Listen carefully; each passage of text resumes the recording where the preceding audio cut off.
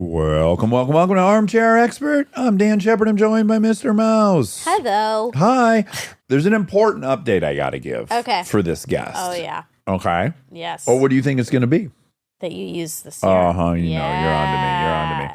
Victoria Beckham, our guest today. When she was here, she was here to talk ostensibly about her skincare line. Yeah. And she had left behind... And makeup. Makeup and skincare. Yeah. And she had left behind some gift packages. Oh, my God. Yes. And so when I'm talking to her, I haven't used it, and I'm not super into skincare products, right? Yeah. I have to admit, I have since become religious about this. What is it I'm using? An elixir and then a serum. A serum. Mm-hmm. A serum. I'm serum. An elixir. I'm using a serum. Might as well be. And then I'm using a moisturizer that, buckle up, hold on to your hats, is tinted. So I'm basically wearing makeup now, and I love it. Listen. Oh, I love wearing makeup. I said I don't want to act anymore because I don't want to wear makeup. Guess what? I love wearing makeup. Tinted moisturizers are great. When I opened up the packages, I screamed. You screamed because you knew. Oh, my God. The Victoria Beckham makeup line is so good. Yeah. And very coveted. It's hard to get. It sells out and runs out. Uh-huh. And she sent us so many products, and I was so happy. And one thing you also didn't know is the level of fashion she is. I did know that by the time we interviewed her. Right. I just hadn't used the product. But if you recall, I learned coming into the interview that she's like the row. She is. Yeah. She's a huge fashion label, and was, I think when we talked to her, just coming off Paris Fashion Week, which is the creme de la creme. The cream of the cream. Yeah. Is that what that means? Cream of the cream? I think it. Creme de la creme? I think so. Cream of the cream. Ooh. Why don't we say that here in English? I think it sounds stupid in English. Oh my God. If you guys been to Top Hat Burger, it is the cream of hamburgers. Best of the best. Well, that's what it actually means, but creme means that's cream. like they're telling you what it means, not what it literally translates to. It's cream of the cream. I know it's best of the best, top of the top. Okay. Anyways, Victoria Beckham. Cream rises to the top. Victoria Beckham's brand that we're talking about is called Victoria Beckham Beauty. And you can go check it all out at victoriabeckhambeauty.com. Oh, and I want to urge everyone to stay tuned to the fact check if you've been following at all the developments of a previous story, an embarrassing story. Yes. We have a really exciting update and surprise guest. Stay tuned. So please enjoy the proprietor and manufacturer of my new favorite makeup, Victoria Beckham. He's an armchair expert. He's an armchair expert. He's an armchair expert. I had the girls over last night, you know? Oh yeah, how was that? It was really fun. Did you make food? Mm-hmm. It was really good. What did you make? It was a pasta bake. So it had butternut squash. It had spinach, lots of cheese, and then noodle. Like basically like a deconstructed lasagna, but fall flavors. Uh-huh. It was very good. I got to show off my velvet pumpkins. Probably went to sleep at midnight. My sleep's been so messed up. Getting up in the middle of the night? Yeah. Hello there, can you hear us? I can. I feel like I know you very well. I know all about your sleep patterns. I know all about your pasta bake or whatever it was. I mean, that's inspiring. Oh, wow. You've heard everything. Oh my God, my husband would be jealous if he knew because I am not a very good cook, but you sound like quite the expert. Well, I'm trying. You know, I'm trying to get better. I like a dinner party. I bet you do a lot of hosting. Yeah, but somebody else does the cooking. Yeah, that's smart. That's really the smart way to do it. They wouldn't come round if I was cooking, let me tell you. Can I suggest a route into it for you? There's a step-by-step plan to become Monica hosting a party, which is first, you find a chef you love on YouTube. Oh, yeah. Do you already have one? We do. And then you start watching their tutorials. Okay. Monica will spend 4 hours in a wormhole watching these chefs cook dish after dish after dish. And if you can just find yourself interested in that, naturally you'll just at some point go, well, fuck, I want to try this. I think maybe I could follow those directions. And then she started dipping her toe into that. That's and By right. God, she's following the shit out of the directions. And my wife says they're always 100% mind-blowing, these recipes. Wow. Could you commit to YouTube as just a step one? Okay, I'll put that on my to-do list. Wonderful. I recommend Allison Roman. That's my chef. She'll like that. Allison shout out. Roman, if you need a rack. Okay. I've only had one bad instance where I made a fish that did make my apartment smell for like 2 weeks. Oh, okay. So that wasn't great. Victoria, would you agree? Are you on the same page as me that someone should not cook fish in a small apartment? 100%. Or vegetables. That can be bad as well. Oh. Yeah, like stinky broccoli. If you think about it, yeah. It's like when you're in an office space and people heat up their lunch and they've got vegetables and it's cold, so the windows aren't open. Yeah, you got to have a cold food only policy in the office space or you're heading for disaster. That's Or like an smart. industrial vent system. Something has to give. 100%. Are you joining us in Miami? Where are you at right now? I'm in New York. You're in New Ooh, York. beautiful. Okay, lovely. Now, what's interesting to me is I learned more about you today. You guys do live in Miami, yeah? Or at least for some period of time? No, we actually live in London, but we are in Miami and we have a place in Miami because David has the football club there. So we go back and forth and I love Miami. I feel that everywhere that I spend most of my time, whether it's London, Paris or New York, Miami, everything that is not okay is okay in Miami. And I find it really inspiring. I couldn't agree with you more. So I went to the Formula One race there this year. I got my hands on this big 34-foot boat that I started driving all around the Biscayne Bay and the Intercoastal, and I got down to some keys. And I had that exact feeling you're talking about, which is I was looking around and I was like, they're in a different decade, maybe. There's some freeness to everything. No one's overthinking anything down here. It is really liberating. People celebrate their bodies. Less clothing, the better. I mean, I feel like if I was to go out dressed how I might dress if I'm sort of like in London or New York or Paris, they would honestly look at me like I was absolutely batshit crazy. It's really liberating. They just don't care. And I love it. I do too. There's also all these little pockets. You must love it as a designer. Like I even found going to these little islands you could bring your boat up to. There was like a big group of Dominican kids that were all on jet skis and they had their own style. And then we were driving the boat downtown. I was looking at the shore of these fancy restaurants and there was another pocket of unique style. Like there's all these little microcosms of style down there. Would you agree? Yeah. And do you know what I love? My favorite thing to do is in Wynwood of the weekend. You go down there late at night. And I mean, the graffiti, the art is really quite incredible, actually. It's absolutely beautiful. But then you go down there late at night of the weekend and it's like a scene out of the Fast and Furious. Yes. Literally those cars that kind of like bump along the street and they have Yes. lights underneath them. And it's a real scene and it's amazing. Yes.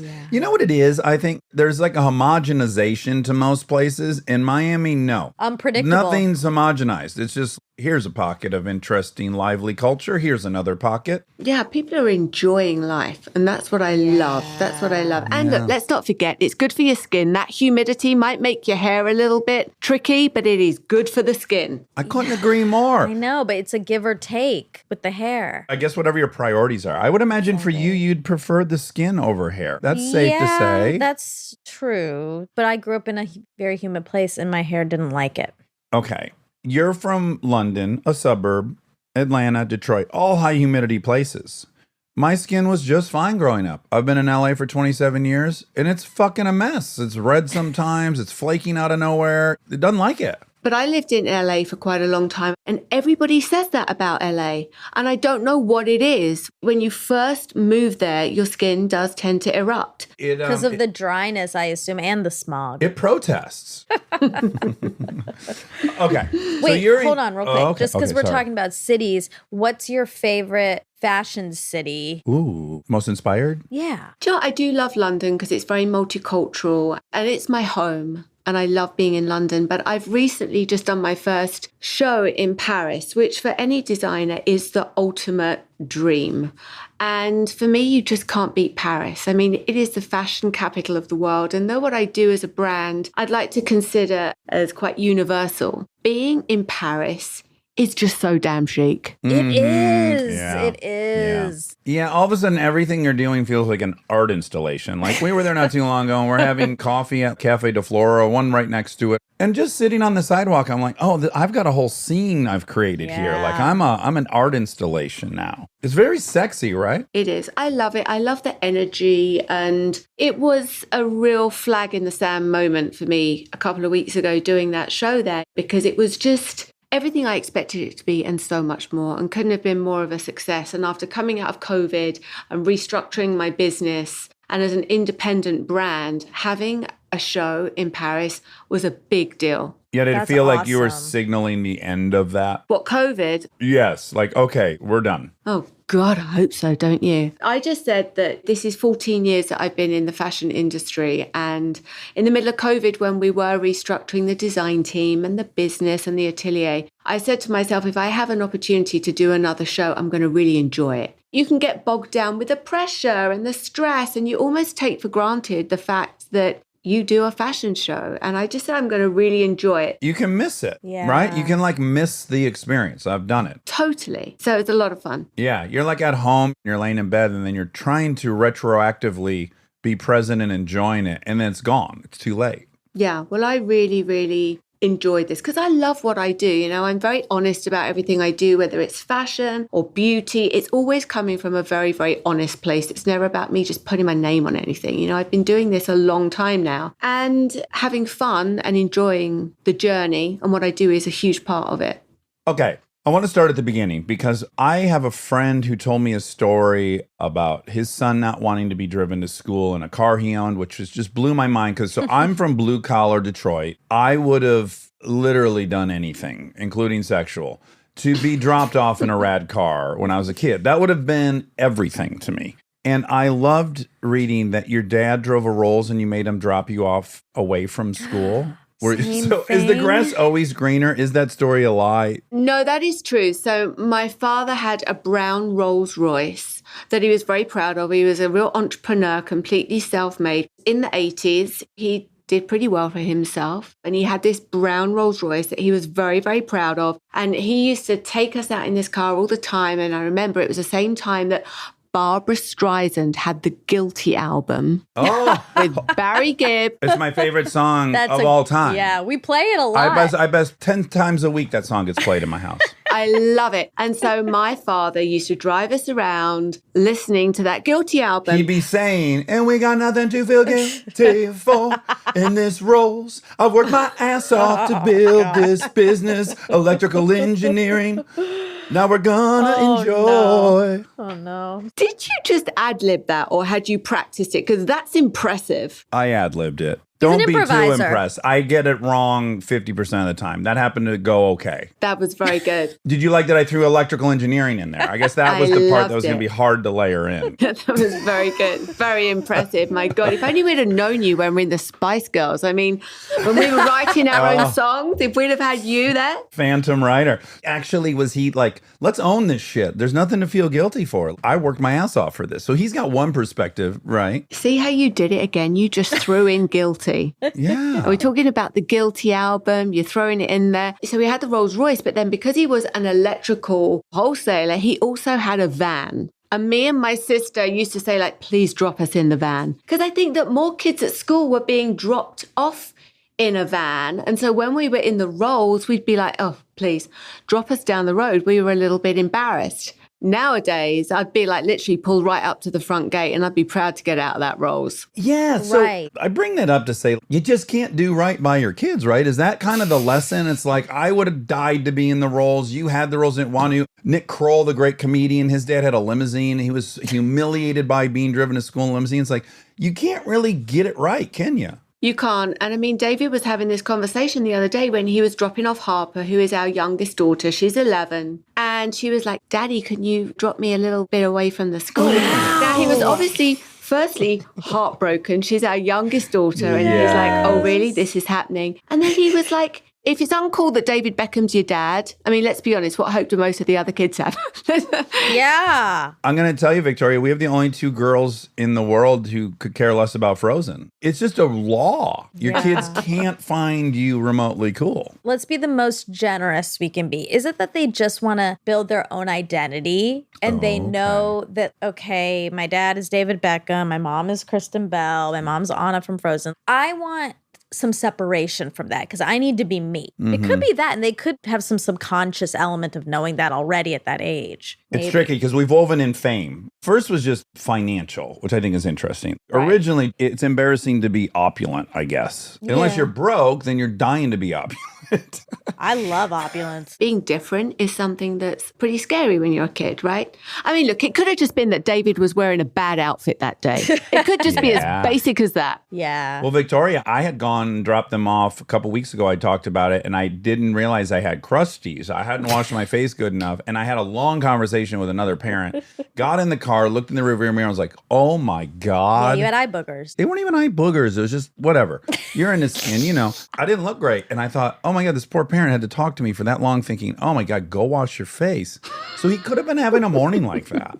Yeah, you never know. You just don't want to be different when you're a kid. And so I just wanted to blend in, I didn't want to stand out in the roles. Was your dad a character? Is he a character? I don't know if he's still alive. Yeah, he is. Thank you. He's a real hard worker. I think that's where I get my work ethic from, is from my dad. And I was never the best at anything as I was growing up. I was quite bullied at school. So it was always about working hard. Nothing ever came easy to me. My dad was the one that really inspired me. He didn't have a particularly good education and just made the best of himself and for his family. Okay, so you see an episode of Fame, or you maybe watch the entire series. We're the same age, by the way, so any reference you have, I'm with you. So you watch Fame, and you're like, okay, I want to be a performer. Is that apocryphal, or that's the truth? Listen, I didn't just want to be a performer. I wanted to jump on a yellow cab. I wanted to move to New York. I was obsessed with Fame. I had like a velvet red tracksuit that had Fame embroidered on it. I mean, I was completely obsessed with it. Did you have that, Dax? No, I was into like Fall Guy, Dukes of Hazzard, the boy version of, I guess, Fame. Yeah. Okay. Yeah. No, I loved it. But they were supportive because you almost immediately start studying dance and modeling and all these things, right? So your parents obviously weren't standing in the way of that. No, I was never a model. I'm very much not a model. I wanted to be a dancer. I wanted to be a ballet dancer. Then I did tap and I did modern and then I did singing. And then along comes an audition for some streetwise chicks that can sing and dance. I have to know, A, when you read that, how high did you let your hopes go? 2, what was the scene like when you arrived for such an open kind of call? Wait, and this was in London, I assume. Yeah, so there was a newspaper called The Stage that used to come out every week in the UK. And that's where there would be adverts where you could audition for West End theatre productions, topless dancing on a cruise liner, never really the one that I went for, pop groups, you name it, clubs in Vegas. It was what all performers used to look at, and then you would go for the audition. And I remember seeing this audition for a girl group and just decided to turn up. And it was in London at a dance studio. And there were thousands of girls, queuing up around the block. And we would just go in one at a time and sing in front of the managers at the time. Had that group of people, those managers, had they already had some success with other groups? They had had no success. They had none. Wow. Okay, great. They had no success. They had a dream. It was a father and a son. And so everybody else was singing Madonna, pop songs. And then I came from a musical theatre background. So I stood up and sang a song from Cabaret. I sang Mein Hair. So whilst everybody else is singing Madonna, I'm like, dun, dun, dun, dun, Mein Hair. So theatrical and so wrong for what it was. But obviously got their attention. They saw something in me. God knows what it was, because I look back at those early videos and I'm like, wow. What did they see? Well, I'm going to go back in line for 1 second, because I used to show up to these auditions for products. And I was an in-betweener. I wasn't handsome enough to be at these other ones, and I wasn't character-y looking enough to be the guy at the counter of hurts. So I just always was at an audition. I'd look at these guys. I'm like, oh, these guys are fucking gorgeous. Look at one after another. This guy's a 10. Look at this guy. There's a lot of sizing up. Yeah. When you were in that line, you're checking out the competition. What was your confidence level at that point? I always knew I wasn't the best at anything. And to be honest with you, I don't know how I did keep showing up because, I used to audition for lots of things. I mean, I probably can still remember the audition of Cats, the musical, like the white cat dance. I mean, I used to turn up every time and I was kicked out every single time. Do you have to crawl around like a cat and act cat-like, feline for those? Do you know you actually do? Oh, Victoria, this... That's upsetting. Let's take a second to mourn that. But there's more to it. That it's not just crawling around like a cat. I mean, it's a full-on dance routine. It's very, very difficult. And I don't know what it was that kept me going, to be honest with you, because I had a vision, I had a dream, and I was never going to let go. And every time I got turned away from one job, I just picked myself up and I went for another one. It was always, always about being honest and working hard. I'm just curious what your insecurities were. You were like, I'm not tall enough, I'm not short enough. What kind of insecurities were you walking around planet Earth with at that time? I was never the most talented. I always had to work really hard at it. Back at school, I was never the most academic. I had to work really hard at it. I was always a little bit of a misfit in a way. And so I suppose normal insecurities that everybody has when they're a teenager. Was I a model? No. I just made the best of what I was. I was pretty average. Here's mine. My nose was too big. My chin was too weak. I didn't have a six-pack. That was a bummer. My hairline could be lower. I would be happier if it was lower. A little thicker. I have blonde hair, so I was wrestling with that. These are just, I was scanning the room going like, oh, that guy's got a beautiful button nose. And look at the jawline on this guy. My God, I feel bad for you. Did you have a lot of therapy to get over all of this? Recently, I've had some therapy, yeah. Well, no, I was just betting on different shit. But in those moments, you're not being judged on your personality. It can bring out the scariest side. We always said that the five of us were kind of jack of all trades, but probably masters of not a hell of a lot each. But we worked together. We were all very different. We all complemented each other. I always assumed with these teen groups that they created themselves, like that we've always been friends, and then we sought management and stuff. Like there was already a chemistry and But what would the odds be of like 5 people being friends that are that hot and talented? Like that would just be a really wild. It would, but I think that's what people think when they see these. I think that's what they're selling.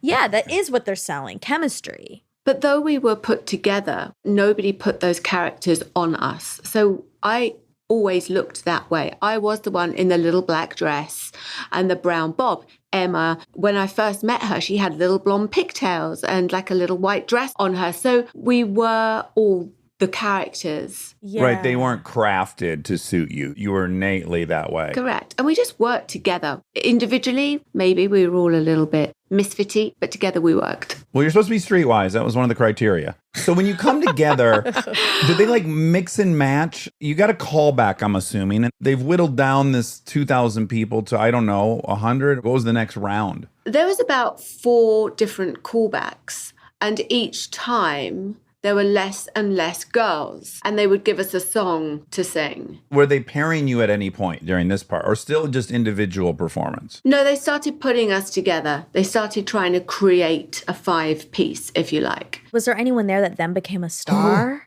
Just us. When you guys are put together, at that moment, they tell you, okay, here's what we're going to do. We're going to record an album. We're going to do some appearances. I don't know. I'm curious.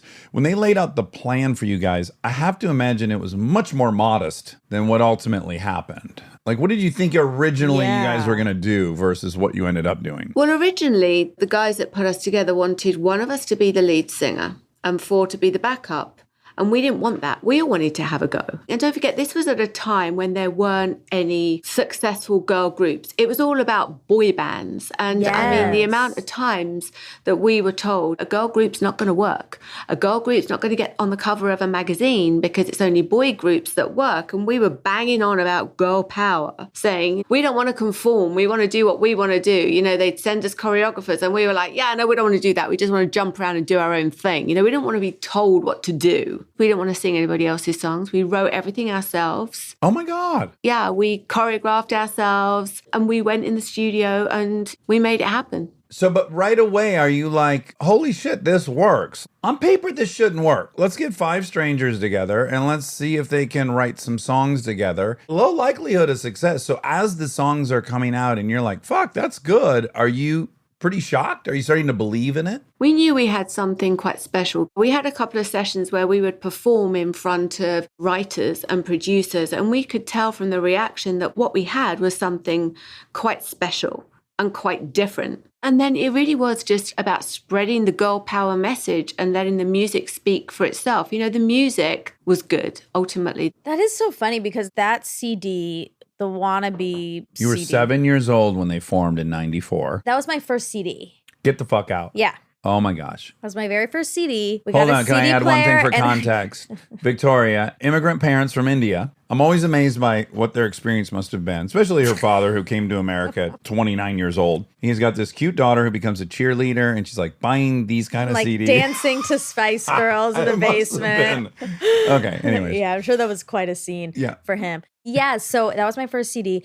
And I do think my generation of women are, I don't want to say the first, but kind of the first to feel really empowered as women and feel like we can do our own thing. We can be entrepreneurs. I wonder actually, now that you're saying this, how much of a role that first girl band played in it. Because we did get to see these cool girls doing their own thing, being a little rebellious, but in a harmony. You guys weren't fighting with each other. I don't know. I just think maybe that played a role Of course. in how we all. Anytime you saw women succeeding and being in charge of their destiny, it's more proof that it's possible. for the first time, really. Well, and I think that also as individuals, none of us were outstanding. We all looked different. We celebrated being individual and making the best of who we were. And it was okay to be different. That was our message to everybody. It was okay to not look a certain way. And it was about girls supporting each other, being together and having fun. And we used to say, yeah, we're better than boys. You know, we've been told we couldn't make it on the front cover of a magazine.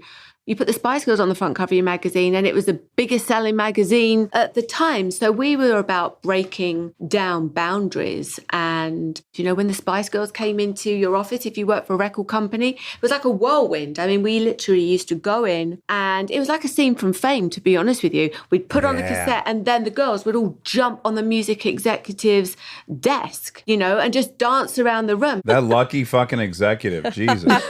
Imagine you're like, you've had 9 meetings that day, and then all of a sudden these 5 20-year-old gals walk in and Start jump on jumping your around. desk and blow your mind. It's amazing because so many girls do say exactly what you said. I mean, I remember Beyonce saying to me once how much she loved the Spice Girls and how the Spice Girls had inspired her. Adele has said the same thing, and Katy Perry. There has been so many women that have said to me, you girls really did inspire me. Wow, Okay, so you two must be things so that proud. there's another lucky, and you've already said it twice. There's A, you guys hit the chemistry lottery. B, it's helpful that there isn't a Michael Jackson in the group. Like if you're the Jackson 5 and then there's Michael Jackson, there's going to be some really unavoidable tensions surrounding that. Because he was so much He's just better, light you years mean? better than everyone. It's gonna just create tension. It happens on casts of television shows too, right? It's like you've got 5 really good people, and then one person is fucking Eddie Murphy from Saturday Night Live, Yeah. and he's opening huge movies on the summer break. You know, it happens, and it creates all these dynamics. I also am curious.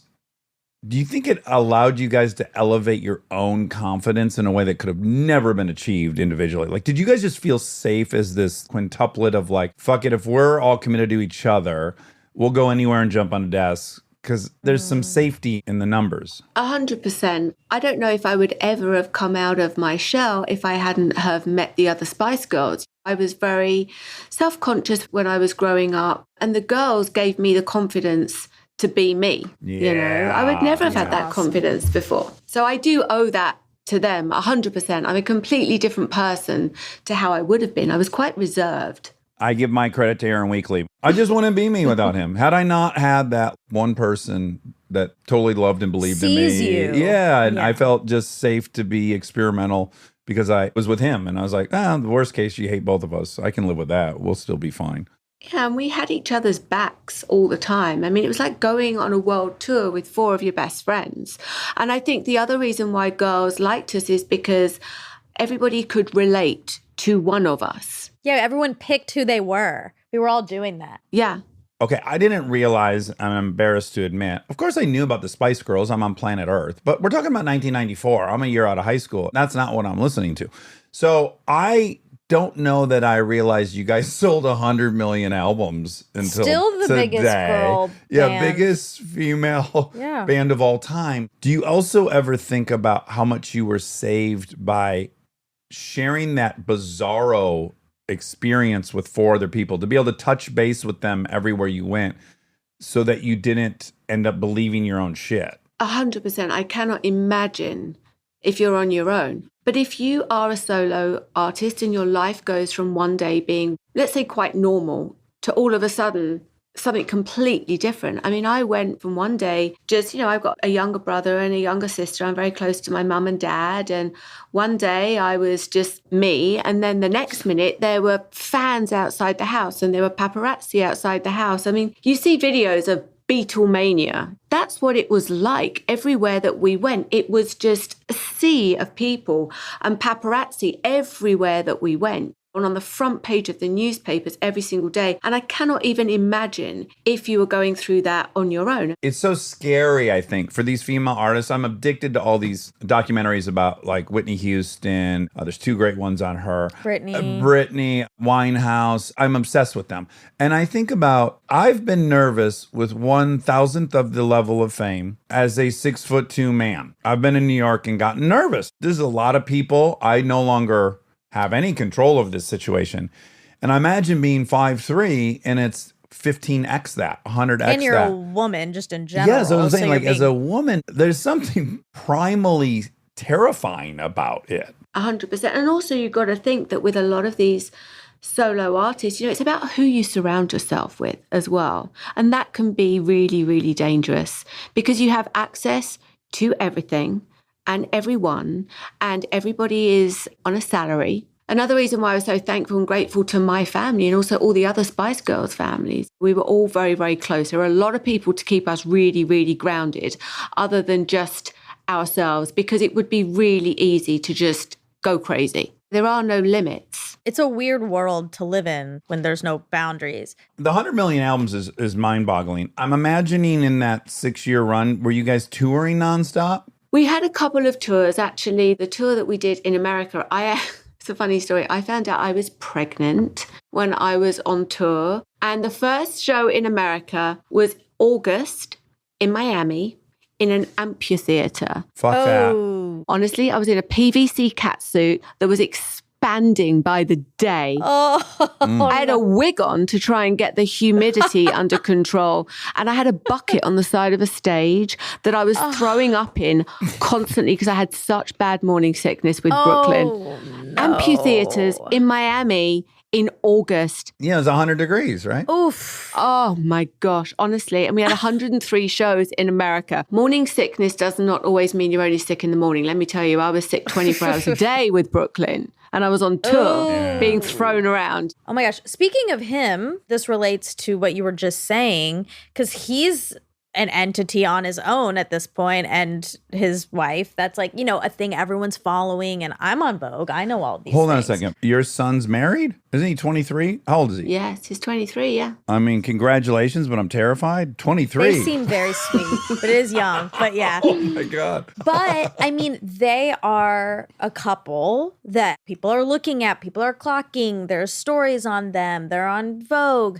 Are you monitoring that? Are you trying to give advice on fame? We're so close to our children. I think it's all about communication. You're just trying to do the best that you can as a parent and support your kids. You want them to be happy, hardworking, good, kind human beings. But ultimately, the kids have got to do what they're going to do. And you just got to be there to support them and love them. Absolutely.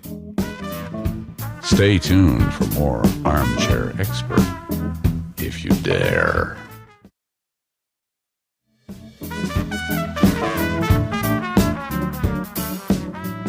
Okay. You all got along.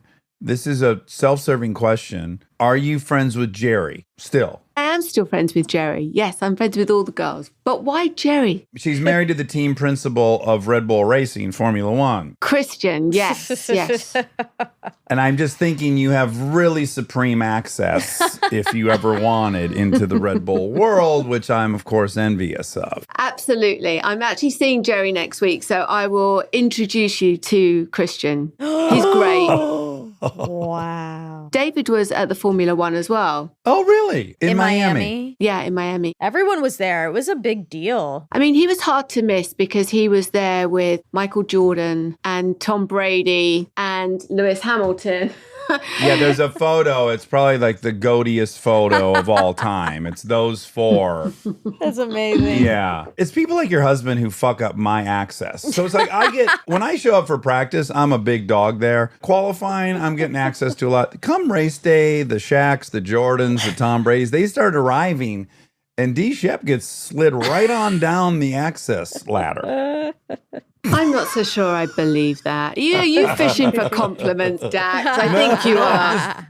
Telling you the reality of the weekend as it unfolds. Okay. Now, the transition between Spice Girls and the solo career has to be a very harrowing experience for a few years. Yeah. And to be honest, my passion was always fashion and beauty. But I think when you've been in a group, you think that your solo career is going to maybe be in the same industry. And it took a while for me to realize actually what I always wanted to do was create a modern luxury fashion and beauty house. That was really what I always wanted to do. And it took time for me to realize and to have the courage to do that. But before you found your way, you have now this second whole impossible thing happen to you, which is your fashion line and your skincare line. It's as improbable as the Spice Girls is, but there's a gap between those two things. And I'm curious, what were you anchored into in that challenging time that kept you not getting defeated? Well, I got married and I started having babies as well. And I used it as an opportunity to really focus on what I wanted to do. And the first thing I did, actually, myself and David had a fragrance. We had a celebrity fragrance, which was enormously successful. It was one of the first celebrity fragrances actually in the industry. What was the promise of it? Like it was a smell of your bedroom? Like what was the promise? You could smell like me and David. Yes, I want to. I really enjoyed the process. And what that did is that it put me in a position to be able to really focus on what I wanted to do next. I was using that time to also work as a designer for other brands. A lot of collabs, right? Yeah. And learning, working for other people's brands, which is advice that I would always give to anybody. If you can learn from somebody else's brand, somebody else paying the bills, and really just be a sponge and soak up as much information as you can, then do it. So I was working with other brands until I was in a position to bring it all in-house and do it all myself independently. But that must have been an interesting time for your identity, especially because, like you said, part of the beauty of Spice Girls is that you all brought something to the table. You were very cohesive, but it wasn't like there was one standout person, or it wasn't like you came out of it as, NSYNC will probably be mad at me for saying this, but Justin Timberlake came out of NSYNC as Justin Timberlake. He landed a little bit on his feet better. Yeah. And I think for you guys, you didn't have that as much. And so it must have been like, who am I without these people? Like, I would feel that if this show ended, it'd be like, who am I without Dax? That would just be hard, I think. Yeah, when you share an identity with people, it's interesting. Yeah. But I was going into a very, very different industry. And also then, I was married, I had children. I just decided to really do what I always wanted to do, to follow my passions and my dreams. Okay, so before I came to interview you, I was telling my wife who I was interviewing today. And my wife said, you're tied as her very favorite designer with Rosetta Getty. I'm pretty blown away by that. My wife is obsessed with fashion, as is Monica is obsessed with fashion. That was informative to me. Like, oh, you didn't just succeed at it. You're my wife's very favorite designer. There's an article by Alexander Fury, which he kind of details this transition between like a novelty brand and then a respected designer. And that transition, did you have guidance for that? That's an almost impossible feat. And I'm just curious how long that took. And was there a moment where you're like, God damn, we did it? For me, me, it was always about the product. You know, I was very aware of people's preconceptions because of my past, because of the Spice Girls, and also, you know, being married to a soccer player. Thanks for changing it for us in America. Yeah, that was that was really nice. considerate. Yeah. You see how I just do it so naturally?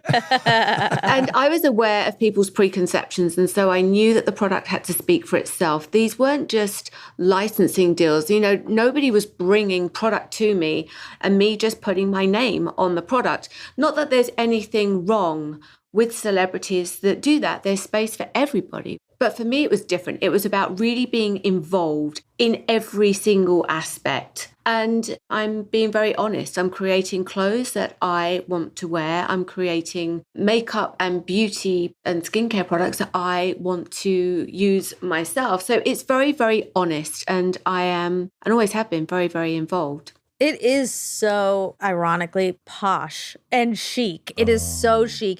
I always say at the Neiman's in Beverly Hills, there's floors, right? So then the downstairs is accessories, and then one floor up is the best fashion. Okay. Then Designer-led fashion? Yes. Yeah, And then okay. you go up one more flight, and there's great fashion there too, but it's not the same. And your stuff is on the second floor. It's always beautiful. It's very structured and gorgeous. I love it. Simple, elegant, timeless. I love it. Yes, timeless. Thank you. You know what I like is you don't draw. That's not your approach to designing clothes.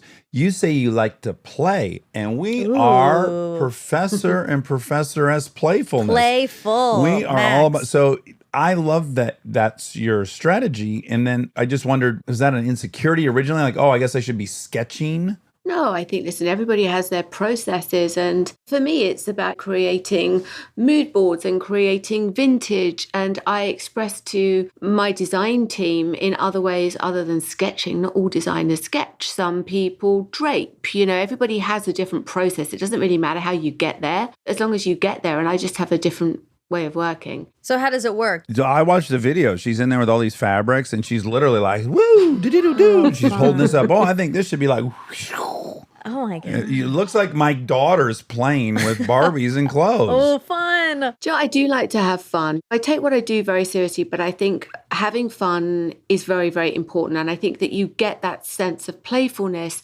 through both my fashion and beauty. And that's very much one of my brand codes, if you like. So it's about creating mood boards. At the start of a season, it might be a contemporary piece of art that has inspired a color palette. It might be a movie that we've seen where the woman has inspired the silhouette of the season. Inspiration can come from anywhere and everywhere. It might be a great piece that you have found in a vintage store, for example, or a detail that you have found on something. So it's different every season, but I do love to have fun. Could be a Fast and Furious street race in a neighborhood of Miami. Miami, you're Just don't know right. that. It could be a neon light under a car where you're like, Inspo. Yeah, absolutely. Okay, it seems a lot more organic and easy as someone who I'm sure loved clothes, collected clothes, mixed and match clothes. That one seems like it'd be easier to transition into. Now, skincare, I don't really understand how someone goes like, yeah, I understand these products. It's not like you're an alchemist, right? You don't have an apothecary in your bathroom that you're mixing solvents. So how do you decide you're going to tackle that with some proprietary take on it? You're making me sound like a scene out of Breaking Bad. You know that? In the RV. Was it more daunting? I guess that's the question. I had a collaboration a few years ago with Estee Lauder. They approached me to do a capsule collection, and I really loved that whole process. And beauty is something that I wanted to do for a long, long time. And over the years, I've collected lots of product and had little things made up by makeup artists. And I knew what I wanted to create. I wanted to create what I personally couldn't find and that I wanted in my makeup bag. And I think that the Estee Lauder collaboration was such an enormous success that it proved that there was an appetite for Victoria Beckham beauty. But for me to create my own brand with a strong focus on inclusivity and clean beauty that doesn't compromise something actually doing what it says it's going to do, you know, that was creating a luxury beauty brand of the future. And I knew that to do that, I had to do it on my own. And so I decided to do it on my own and work with some of the most talented people in the industry. You know, I have an incredible team.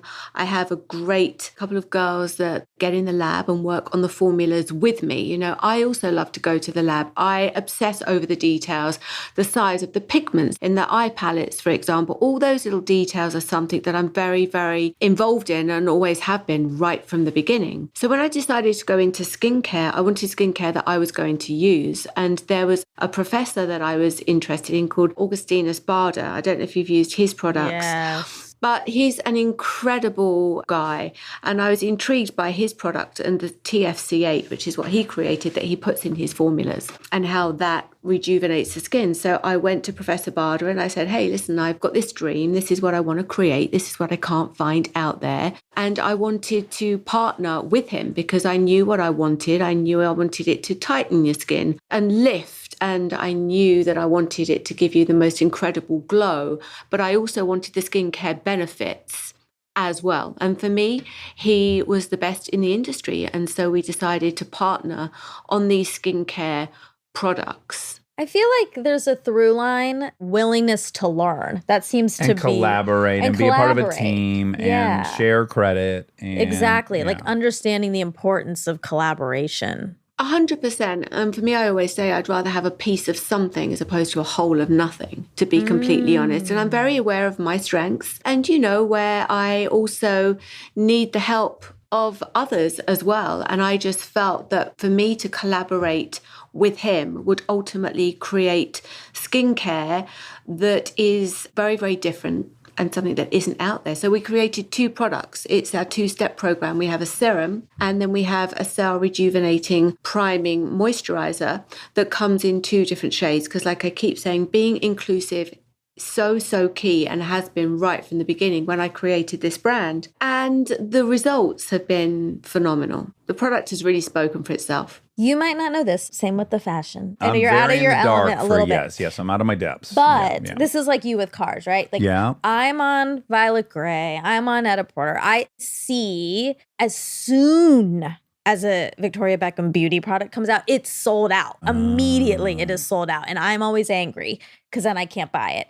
And your team, you sent Kristen and Dax products, and you sent me and Kristen so much of your beauty line, and I screamed when I opened it. I literally was like, oh my God, it was Christmas. Victoria, I'm so when happy. she got to the I'm not attic sharing with today, anyone. She floated in on a little cloud, a little moisturizer cloud. I was so happy. You were. I really was, because they are incredible products. And one thing I do want to ask you about, this is with your beauty in general and fashion. I spend a lot of money in this space. Yeah. Sometimes people are like, whoa, if I like am wearing pants from the Row and somebody asks, what is that? And I'm like, oh, it's the Row. It's like, oh, wow. I feel kind of guilty spending money on it. And I need help explaining why it's okay for me to do that. I'm going to add a detail to help your answer. She's fucking rich. Well, No, truly. I mean, I'm not You're spending more fucking than rich. I'm making. Yeah. I guess we'll say that. Well, look, I'm glad you like the products. I'm so proud of everything. I really am. And like I said, it's all about the product and making women feel like the best, most empowered version of themselves. You know, the whole experience with beauty, the packaging, all of those details are details that I have been involved with right from the beginning. You know, the horn detail that you see on that packaging, that was something that I spotted actually at Mark Anthony's house. You know, Mark Anthony, the performer. Yeah. Very sexy Miami native. Yeah, we were at Mark Anthony's house in Miami and he had this incredible sort of sculpture, if you like, and that was actually what inspired the horn pattern on the packaging. So for me, it's about being really, really involved and the product speaking for itself. With skeptics, when they say, oh, that's outrageous, that's too much money, how could you spend money on that? Or when people say it's just clothes, what would you say to that? I would say that if you invest in key pieces in your wardrobe, that they're going to last. You know, it's not something you're just going to wear and then you're going to throw out. You know, those trousers that you were talking about, those row trousers that you bought that are expensive, you're going to really wear those trousers. As opposed to fast fashion, there's a lot Nobody needs that much stuff. So you might have spent a lot of money on a pair of trousers, but those trousers are going to last you. Here's my thing. People go out and they make money and they're allowed to spend the money on whatever the fuck they want. And then when they spend that money, people are employed making those products and it drives the economy. So I'm not sure what they're mad about. They would, I guess, feel safest if you didn't spend any dollars that you made and you died. no, they're and like, it you should all be just giving sat that- in a box, and why'd you even make it to begin with? But they would say you should be giving half of that money to charity or something. Like, obviously, I don't think this because I'm buying it all. It might be in your head. Is it in your head? That's another thing, is I think these things too, but they might just be in my head. Has anyone actually said to you, Monica, why are you spending the money on those pants? Or is It it could be more in in my your head. mind? Or is it the voice of your parents, maybe? So I see sometimes on Instagram, but those are people are just jealous. They want to be able to buy the shit. It's also where you're producing, where you're manufacturing. Do you know what I mean? It's Yes. those kind of details that need to be taken into consideration as well. But what I love about my brand is I really do feel that we have an accessible luxury entry price point as well. It's not all about just creating really expensive stuff. It's about having an accessible price point as well. Yeah. You're trying to make the best. Yeah, exactly. Yeah. I'm trying to make a product that's accessible to all Americans. We have different agendas. Yeah. No, Like, it's true. And there's a slot in the market for me to give diaper products to every person in America. And there's a slot for you to sell high-end skincare. There you go. Bob's your fucking uncle. That's how this economy works. It's tiered. And I do want to add, because for like a second, and I might revisit it, but I was like, oh, I might want to start this t-shirt company.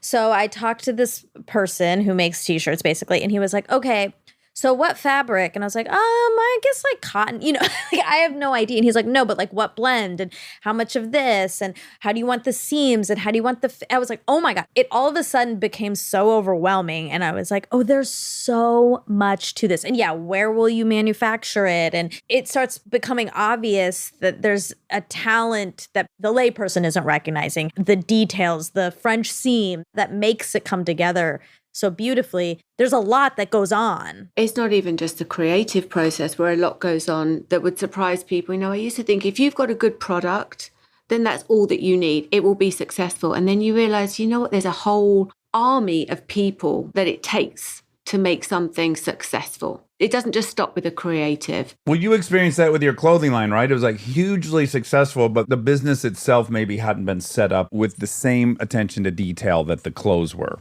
Yeah, I rely on a huge finance team and a logistics team, and we sometimes call it the unsexy stuff. But those people are as important as the people working in the design team and the atelier. It's about everybody being aligning. Yeah. Okay, I'm transitioning and I can relate deeply. Did you have a period where you hated being asked about David in interviews? Are you now in a period where you've embraced it? What is your 22-year journey with getting onto a talk show and having to talk about your husband for a good chunk of it? What is your feelings on that? I am always happy to talk about David. It's never been a problem for me, really. Okay. I started off hating it. Like, oh, they're only interested in her. Like, I'm just a vessel to tell stories about Kristen. Then I started noticing, oh, when she's on shit, all they do is ask her about me. They almost like they don't want to talk to you about you. Like, I'm sure if David's on shit, they just talk to him about you. It's once I kind of recognized that. And then now, 15 years later for me, I'm like, yeah, ask me about her. I got nothing going on. Like, I'm happy to fill some time with whatever thing you figured out about Kristen I can talk about for 5 minutes. I think the only time when it gets frustrated if you're on like a TV and you obviously have limited amount of time and then all they want to do is talk about my husband's tattoos. I have no problem talking about his tattoos. I love his tattoos, but I'm there to talk about eyeliners. Yeah. You know what I mean? It's like, at least let me talk a little bit about the eyeliner and not just how many tattoos has he got on his left arm. Yes. It's not that I ever have a problem talking about him. I love talking about him. Okay, now here's another thing I think we share in common. Maybe you'll be uncomfortable talking about it. You're English. I'm imagining you will be. So for the bulk of the 15 years Chris and I have been together, she was the bigger breadwinner, which as a male came with all these complicated feelings I'm embarrassed to have had. I think of myself as being more evolved in that, but I was not. It was hard on my ego to not be earning the most in the relationship. And then that flipped. And that has happened in your relationship as well. I'm curious what your experience in that same dynamic was. Did you care? Are you proud? We're pretty equal, When we first met, I was doing very well in the Spice Girls, and David wasn't playing for the first team at that time. He was just breaking into the first team. But it's never really been an issue for the two of us. We've always shared everything that we have. We're very equal at home as well. I'm disappointed. I wish you struggled a little bit. Yeah. What did you wish I struggled with? Well, minimally, I don't know if maybe gender-wise it's easier to be the wife and not earning as much. That's my guess from dudes that I know that have been in this situation. But then conversely, as someone who was girl power in Spice Girls, the moment you find out, oh no, I'm kind of the big cat right now, I was hoping that'd feel like a feather in your cap. I don't know. Listen, I think that we both feel that when the other one is successful, that's good for both of us. I want David to be the best version of himself. I want him to be as successful as he can be. I want him to feel amazing. Yeah. I would never, ever be envious or jealous at all. I'm very, very happy for him to be happy. Well, one time I know you said that it was up until fairly recently that your kids acknowledged that you were your own. Like, it was all about David and soccer and he's the guy. And then they were like, oh, wait, no, mom's cool. Like, she has this whole empire going on too. And that might bother me if I was you. I'd be like, I'm bigger. Pay attention to me. Do you know what? I just think we've always been so supportive of each other. And no, never been an issue. Yeah, that's a huge ingredient in the 22 years. Yeah. And as I've just painted a bad picture of myself, I will say it's not probably as bad as I just detailed for you. You know what? I think as individuals, we're strong, but I truly believe that together, actually, we're even stronger. That's how we've always seen it, the two of us. Same. We're much greater than the sum of our parts, Kristen and I. Wait, how did you guys meet? Is that like the story everyone knows? Spice Girls stopped by a football club. They were doing a photo shoot. Oh, really? They kind of Wait, eyed are each you other. making it up? No, they eyed each other. And then there was a second one 3 months later, and Victoria was wearing his team jersey. Oh. No, but I was not, but I love the idea of it. Oh, fuck. Okay. You should both come to a game in Miami. Do you like soccer? I love everything live. So let me say that. So like, I don't watch hockey on TV. I don't watch baseball on TV. I love going live to both of those sports. I think once you're there, it's an infectious environment now. It's great. You should come to a game, honestly. It's a lot of fun. The fans are amazing. They bring drums and they sing, and it's a really, really great atmosphere. It's so much fun. Me and the kids love to go and watch the games. I'd rather go to your fashion show. Well, you can do both. You can come to the fashion show and then we can go Okay. to a game. Love it. Best I of love both it. worlds, you see. Something for everybody. Could you open a sandwich shop up that we could stop at? I would like to get a Cubano with pastrami, maybe. Okay, here's my last question. Fucking A, were you surrounded by boys? So I have to imagine, I know dudes that are on professional sports teams. They're so boy-y. It's crazy. You're just with boys nonstop in a club. It's boys, boys, boys, boys, boys. I think it's very attractive to some women, and other women would be like, whoo, too much boys. Then you had 3 boys in a row. I'm in that situation. I am powerful wife, 2 little girls, sister works at the house. My You work fucking with me. partner is a woman. There are times where I'm like, whoo, estrogen is peaking around here. They're all synced up. Do you love boys? Was it tolerable? Do you get a bang out of it? Or were you just so fucking grateful to get a girl at the end? I mean, I felt very, very lucky to have a little girl. You know, I feel blessed to have experienced both being a mother to boys and also a girl. But, 4 is a lot of kids. It's less about parenting and more about crowd control. It is crowd control when you have so many children. It's too many, I'd argue. Too many. It's a lot, but they're all amazing. And the boys are so good with their little sister. Oh. They are so good with her. They really are. So it's lovely to see. It's nice. Imagine having 3 big brothers. Yeah, I wish. Did you have a moment like 12 years ago before she arrived where you'd be at your house and you're like, I need a girls' weekend now, and I need it for 4 days? Well, I'm very close to my sister, and my sister has 3 girls and a boy. Okay. So I spent a lot of time with my sister and my nieces, but it was lovely to have a little girl, I have to say. I gotta imagine your laundry room was a fucking God. mess. Oh, just God. a mess. Was your laundry so room just stinky. the bane of your existence? You'd walk by it. Well, can you imagine all the football boots and football I socks know. and smelly football shirts? And that's Oh. just David. exactly. Oy, oy, oy. It was a lot. Okay, well, Victoria, this has been a blast. Congratulations on Victoria Beckham Beauty. You can go to victoriabeckhambeauty.com and look at all these products that made Monica float in on an ethereal cloud of moisturization and elegance. And congratulations on Paris. That's amazing. Yeah. Thank you very much. I hope we bump into each other in Miami because we'll both be like letting it all hang out in Miami. Like the four of us might even swing. I'm just going to put that out there. God, Yeah, well, this yeah. conversation really took a turn. Hey, listen, I've got to tell you now, I want to talk about your wife. Okay, so me Yeah. and Harper, big fans of Frozen.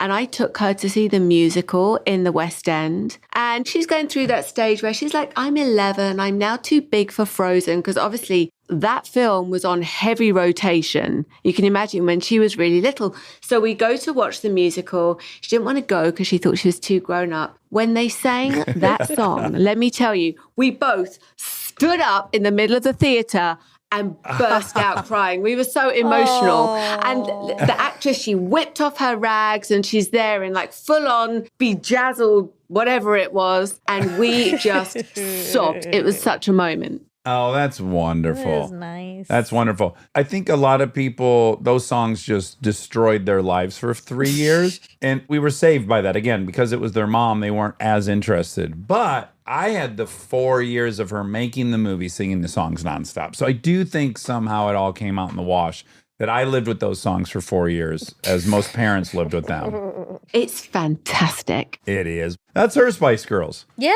2 biggest grossing cartoons of all time. I mean, it's crazy. Yeah, no, it's amazing. Big fans of both of you. So maybe you guys will invite her into the mix and I'll be asked to leave. That's what it sounded like. I pitched swinging and you're like, here's the story. We love Frozen. So why don't you go get us some sandwiches and she's free to stay. I think that's what I heard. And I accept it. Oh, dear.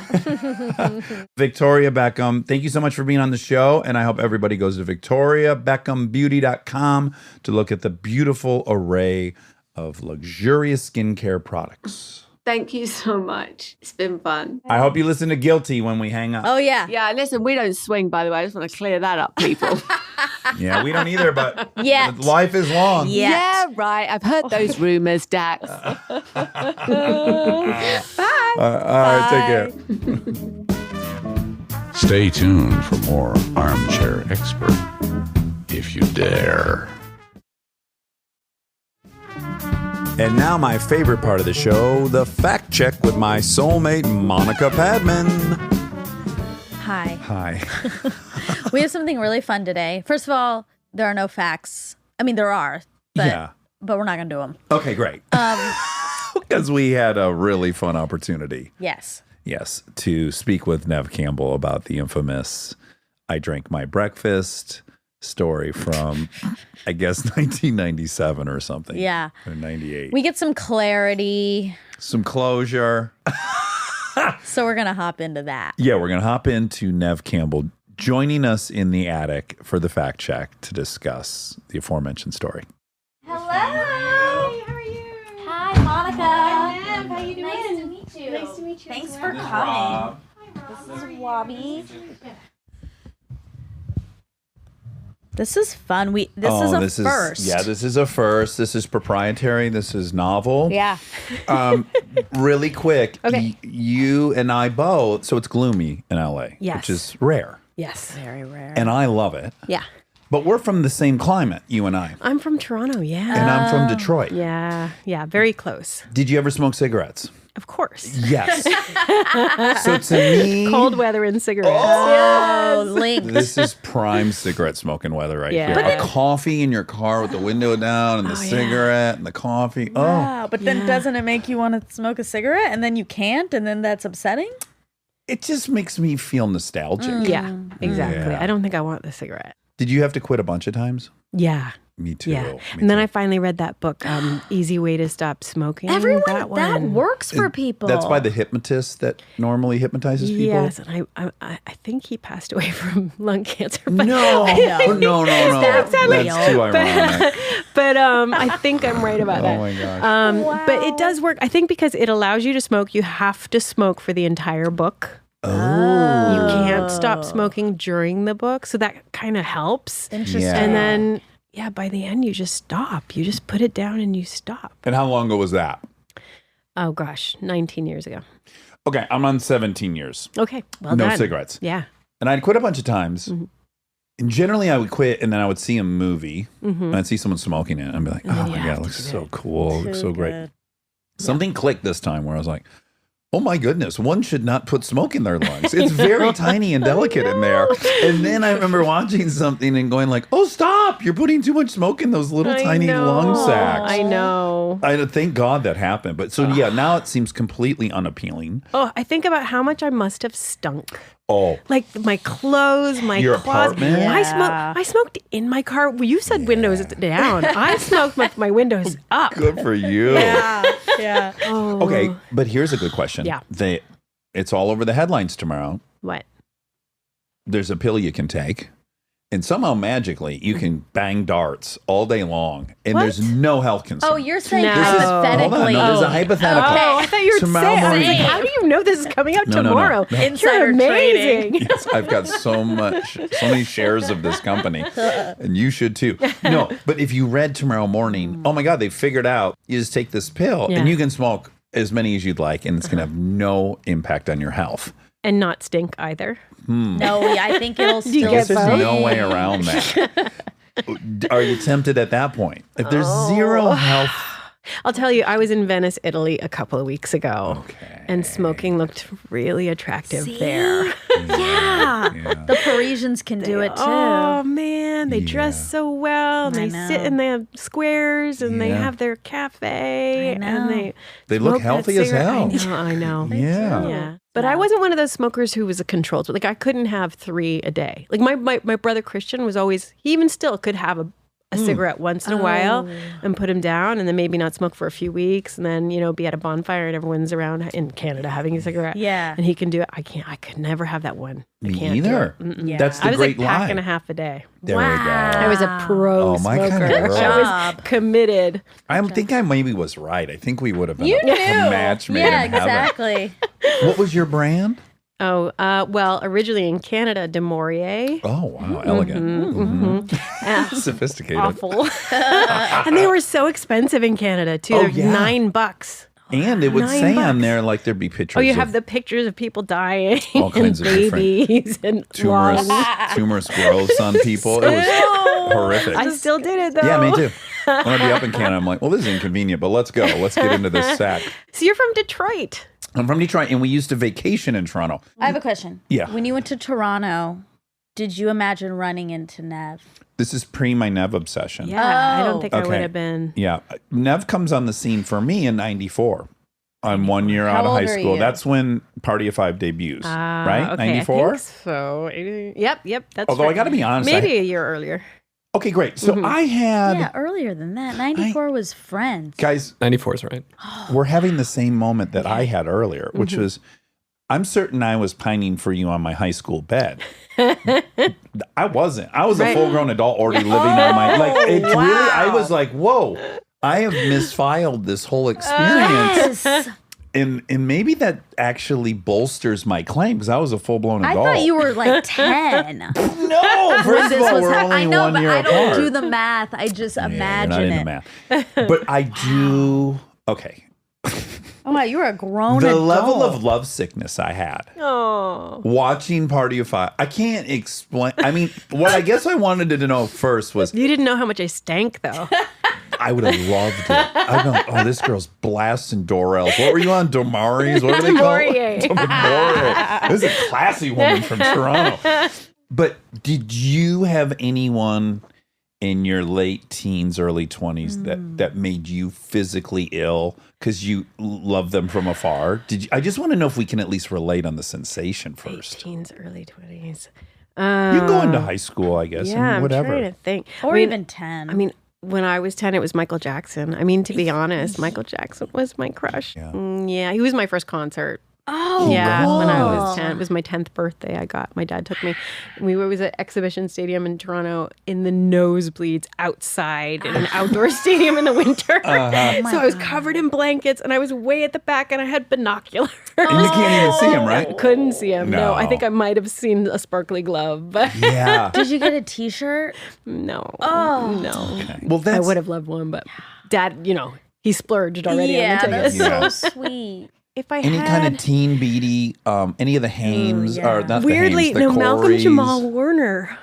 Oh, wait, is he from a different Cosby world? Show. And then He it- was Theo. Theo. Because our Thursday night was I think Night Court, Cheers, and What a and, lineup. yeah, Cosby Cosby Show. What a Yeah. lineup. He was hot. Yeah. But what level of you thought he was cute or I thought he was cute. you thought he was cute? You didn't have any fantasies? About Malcolm. Anyone? I'm trying to. You're so healthy, I guess. know. think you I must know. have good self-esteem or something. I was just so busy dancing. I was just Now that I believe. I was so yeah. Yeah, your whole Tunnel life was vision? ballet, I might. Yeah. and your injuries took you to acting, right? Yep. Right. Yeah, exactly. Yeah. I started doing point at 9 and I was at the National Ballet School, and then what they would tell us to do to close the blisters quickly so that you could build your calluses was pour lemon on them at night. They said put paper towel on your tongue so you don't bite your tongue and pour lemon on it. And I think about that now. I'm like, yeah, that's what I was wait. At 9. Yeah, it's really messy. And then dance on them the next day so they open up again, and then close them, and then dance on them, and then bleed. And it's really twisted. And when I think about it, in residence when I lived there, in order to open our hips up, I would lay encyclopedias on. I would lie on my back in the splits and then lay encyclopedias on both my feet to get the weight to down. bring. Further break apart all hence that. the amount. I was just telling your wife I had spine surgery a few years ago. Oh my gosh. I shouldn't have spine surgery at this age, but that's what happens. That's what happens. Wow. Well, does it make every other pursuit in life seem kind of easy? By comparison? Well, certainly not that dangerous or trying, physically trying, yeah, painful and mentally painful. Yeah, certainly. Yeah. So Taught me discipline. I would imagine. Yeah. Yeah, great discipline it would teach you. Yeah. Would Also you want it makes- for your kids? Our son Rainer, our 4-year-old, is in ballet. We're going to his ballet recital on Saturday. Oh my God, cute. Cute. And all he does is like run around. He likes to fall on the floor. That's his favorite thing to do in ballet. It's a great move. Not quite as Very serious. I don't know if that's as celebrated in modern ballet as it should be. The pratfall. I know. Listen, if either of our children want to do it and they say this is something I have to do, then I'm not What are you gonna. gonna do? Yeah. Yeah.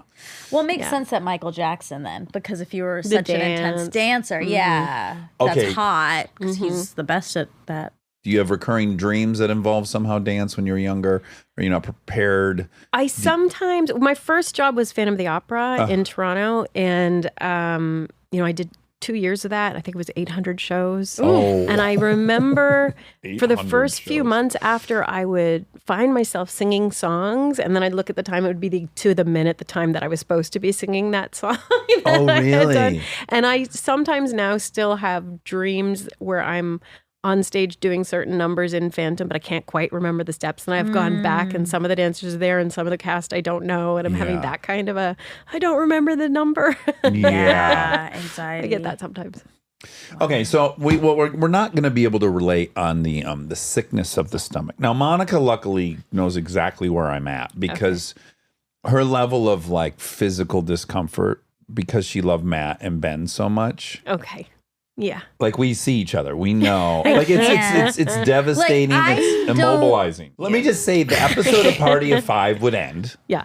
and I would, for about an hour and a half or two, be kind of devastated. Like, I can't believe I'm not going to be with that girl. Like that, it's unacceptable. Yeah, I get that. It was heartbreaking. sorry. Certainly, I'm not the only guy in America in 1994 that's having this sensation. Right. It's so weird to me to think about. But Of anyway, course okay, it is. Yeah, yeah. I bet, and that's sure. kind of my question. Is I imagine it's absolutely too abstract to actually Yes. maybe I feel understand. disconnected from it. Yeah. Right. Yeah. But at the same time, I'm wondering, you must be bumping into other Dax Shepards in 94 where you're like, oh, this person, I can see This person has like a relationship with me in their head that I know nothing about. that you know I'm not nothing a part about. Yes, it's so strange. Were you at least like taking in that bizarre energy as you move through the world once that show was on? Like, oh, this is a very weird experience. Yeah, absolutely. People just behave really weird around you. Yeah. Like I know you said you approached me at the craft table. Yeah. And we're like, Exhibit what are you A. having for breakfast? Oh, yeah. That's your big move. Yeah. Yeah, lots of those. Yeah. Lots of people being just really awkward and weird and Overwhelmed by your overwhelmed presence. Yeah. And it used to bother me because It feels unsafe, right? not even unsafe, just like, come on, I actually would love to get to know you, but now I can't because there's this thing that's between us that you've created this story in your head and it's not me. Yes. So I'm not going to get to know you because that inevitably makes it's about wanting to just connect with people, right? Yeah. Yeah. So that used to depress me a little bit, that sort of disconnect or this sort of like a wall between people sometimes. I bet as a woman, though, it is because we had Matt on and we expressed. How is that for you? Oh, my God. Were you flipping out? Yeah. I played it pretty cool. Did you? But he hugged her and kissed her forehead. We have a hold on. Let me get it while you guys talk about it. I did an audition with Matt once. Tell me about it. It was for what was the gambling one? Oh, Rounders. Rounders. And actually, Yes. I oh, look at this. Yeah. Oh my gosh. That's my cutout. There's a one. He's kissing her forehead. It's at my house. The one with. Her face. Oh my God! Look at you. You're adorable. That's baby Monica. Oh, I love that. And she got to meet him. Yeah, It's so I had exciting. met him a few times, and then I was brought in for Rounders, and it was after I had done the first Scream, and Harvey asked me to go in and audition. Harvey. Oh boy. We might need to circle Powerful back. there's a word. whole story. And I went and I did the audition, and then and Matt's great. I mean, he's such a nice guy. Isn't he such a nice guy? nicest. Like the most down to earth. Yeah. Like, guy next Frustrating. door. I could see him. I could see you guys as a couple. Yeah. Right? He'd be a great couple. I He was a know. smoker too. Was he? Oh, he loved his Yeah. cigarettes. Were we all smokers I at think that maybe, time? yeah. I guess it's not we that had to, like we had to be. Oh my God. And he was super nice, and we had a good audition, and then I got the role. And then they wouldn't give it to me unless I signed my contract for, this was after Scream 2, unless I signed Scream 3 for them for the same amount of money. Oh, they were leveraging the my sequel of And that. I said, how could you do that? How dare you? That is so Yeah. not cool. So I had it out with Harvey on the phone, and told him off. Oh, you And did? I did. Well, because he Good tried to for call you. me all weekend because it was supposed to shoot the next following weekend. I was shooting Party of Five in Los Angeles. It required me flying to New York to do Rounders, and I had, stood my ground and said, "This is really not okay. That one has nothing to do with the other." Yeah. He tried to call me, got my number. This is something he was known for. Called me all weekend long. My agent was like, "Don't answer the phone." I didn't answer the phone. And on Monday morning, when I was supposed to be on set in New York, where I had to take the job, I called him back and I said, "This is why I'm not on set right now." Good for. I love this. And I said, this should not have been about you trying to navigate or manipulate me into another contract. Yeah. We should have been having discussions about script. The scenes actually need a rewrite. That should have been the conversation. How do we make my character look different than Julia Salinger this week? Those should have been the Yes. conversations, not how can you save another penny? And he goes, Nev, you and Gwenny are the only people who have ever stood up to me. I admire you. Don't worry about it. And then never gave me a job again. Yeah, don't worry about it. Yeah. And so at that time, Miramax owned Dimension, which was putting out Which Scream. was Scream, yeah. Yeah. And Good Will Hunting. Ding, ding, ding. Yes. So he was kind of at the height of his powers at that Yes, moment. and I had right? done Studio 54 and for them, and then anyway, so that's Wow. that. Not a news story. Yeah, Read yeah, yeah. Harvey. I have to Not a news imagine, story. though, Good for you. he knows there's no business with you. No, People I have- feel lucky that I knew they wanted me to do another Scream. That I had too much value for them. Yeah, you had the leverage. Yeah. not, not not Harvey. Not to assume anything, but I feel like that never occurred to me because they wanted something else from me. Yes. Yeah. You know what I mean? hmm And the thing you would want them to want out of you, actually. Yes. Yeah. Yeah. Yeah. But you also, you Oh, yeah. This is a hard conversation to have, but I do think people in that position who use their power, they know who is vulnerable. Yes, Right, they're really good at absolutely. finding marks. That's almost Yeah. their signature skill set is Exactly. identifying people who are vulnerable to that type Which of... makes it, of course, all the most Yes. more disgusting and evil. Yes. Yeah. And that whole thing that went down with Rose was during the first Scream. That was all. It was. Oh, my goodness. God. Yeah. So. But also, ew, like now knowing that sentence, like no one says no, has a different meaning. Yes. Oy, Okay. oy, oy. So this love that just you can't relate, and that's fine. That's great. But painful. But painful. Yes. Like really Yes. upsetting, Yeah. really painful. Yeah. And then cut to I've now moved to Los Angeles. I am trying to get work. My friend Nate Tuck is producing a movie. And I'm going to throw up at a party in it. So exciting. Maybe there'll be a Vomiteer. line for me. Maybe not. There wasn't. Right? But who knows? That throw up goes well. I might have a line. And somehow throwing up at that party got me at a totally different scene. And it was at Jones Hollywood. Okay. Might be the only time I've still ever been in there. And it was an all night shoot. And as you heard in this recalling, I just can't believe you're there.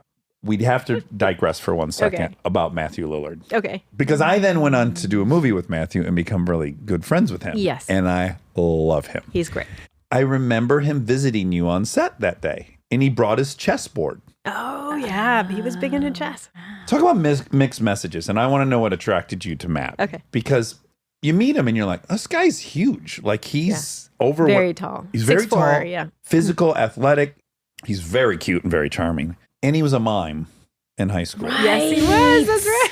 And he loves Dungeons and Dragons. He and he loves it. musical theater. And Yeah. you're like, what is this little That is so unicorn? funny. And then in high school, his mime name was Tam, Matt backwards. Oh, yeah. Oh, I did not know that. And then he went to the school fair in a Lycra outfit Oh, yeah. and was performing his mime. I mean, I love him so much. But I definitely remember there was a great moment, and maybe you've had this. Sometimes you don't get a role and someone else takes it, and Yeah. you're like, and then other times You're like, oh, I get it. good thing they went with that person. Yeah, yeah, yeah. Almost. Like, Yes. wow, they're pretty great. Yeah.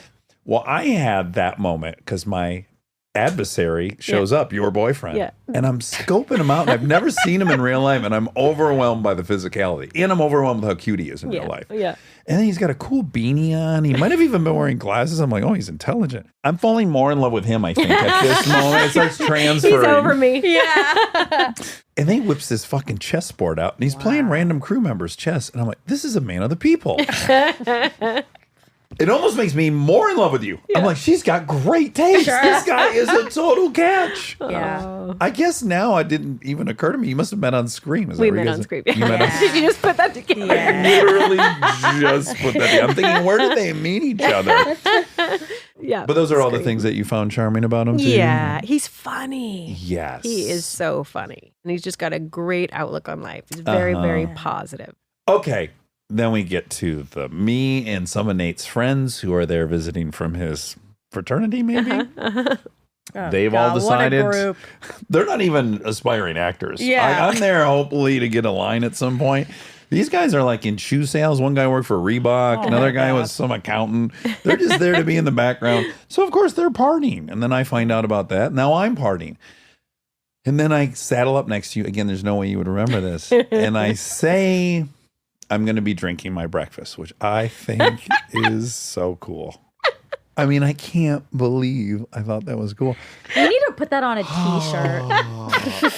I'm drinking my breakfast. So, of course, when you don't remember that, there's no way, right? No. But I mean, maybe I can make it up in my head and think I'm remembering No. it, but no. Yeah, and we don't need that. I think what is, you know yourself enough to know what you would have thought of that. So I think you Yeah. can kind of reverse give me. Oh, I got to add one detail that you're not aware of. Okay. So I told that story in the podcast. Yeah. I heard it and I thought it was really funny because it's so embarrassing. Yeah. And so I thought, Nate'll like to hear this story. That was 22 years ago. Right. So I say to Nate, who I don't ever say, like, listen to the podcast. I'm like, please listen to the fact check on this episode. He writes me back, oh my God, I remember that night so well. I remember being very nervous that Nev was on set and you were there. Like as a He was producer. worried what you were gonna do. Yeah, he knew it was a bad, potentially a bad combination that I was in love with you and he's trying to produce this low budget movie. You're the big star. Oh It's just, my he's gosh. nervous, right? And he knows I'm drinking with his friends. Yeah. That can't put his mind at ease. But this is the big surprise for me. He said, you came over immediately after and said what you said to her. And I remember thinking, oh my God, he's killing it. Men are so stupid. Dumb. Yeah. Like the fact that was read as good. No, I know. We're so stupid. I know. Oh my gosh, I know. especially at that age. Yeah. He might have Especially been at that age. mistaking relief for killing it, though. He might have just, the fact that I had talked to you and you weren't like, oh my God, somebody get this guy out of here. That might have been he might have been mistaking the relief of that. Well, maybe my his gosh. bar was so low, Yeah. that you got a little bit above that. That could have been. It's hard to know. Yeah, Okay, so now you're here. Yeah. And what would you have thought of that? that you were an idiot. Yeah, that's right. That's right. And God. totally unappealing as a partner. Like, who wants someone who's drunk at 7 a.m. at work? Right. Yeah. Especially if you think that's going to be the line to win me over. Yeah. I mean, really? What a miss. Oh. Sorry. Yeah. No. And I was probably exhausted. I was probably shooting Party of 5, as well as I feel like at that time in my life, I was always doing at least 2 jobs at once. Wow. So, Yeah. and then, And then you have to deal with these bozos. Yeah. Oh I mean, my it's God. really unfair. It's really is. unfair. It is. And I remember what car you drove. Ooh. oh, was it the Porsche? Yeah. Yeah. Oh. Okay, so I'm super into cars. Yeah. You just pulled up, and I'm like, I'm so into the fact that you drive a Cadillac. No actresses are driving Cadillacs. Oh wow. It's You kinda- picked you picked a person who really, this is what I did too, who there's a world in which you could be with them. Well- like personality wise. Here's what I right. found out in this short interaction. I could have been with her, but she couldn't have been with me. That's the most important thing to remember. I'm just saying from the fantasy perspective, like Yes. the people you picked, they're not just like, oh, they're so beautiful or Yeah, it they're so wasn't like hot. it or wasn't that whatever. you were pretty. Like, Yeah. you're very beautiful. Objectively, You're very yes. beautiful.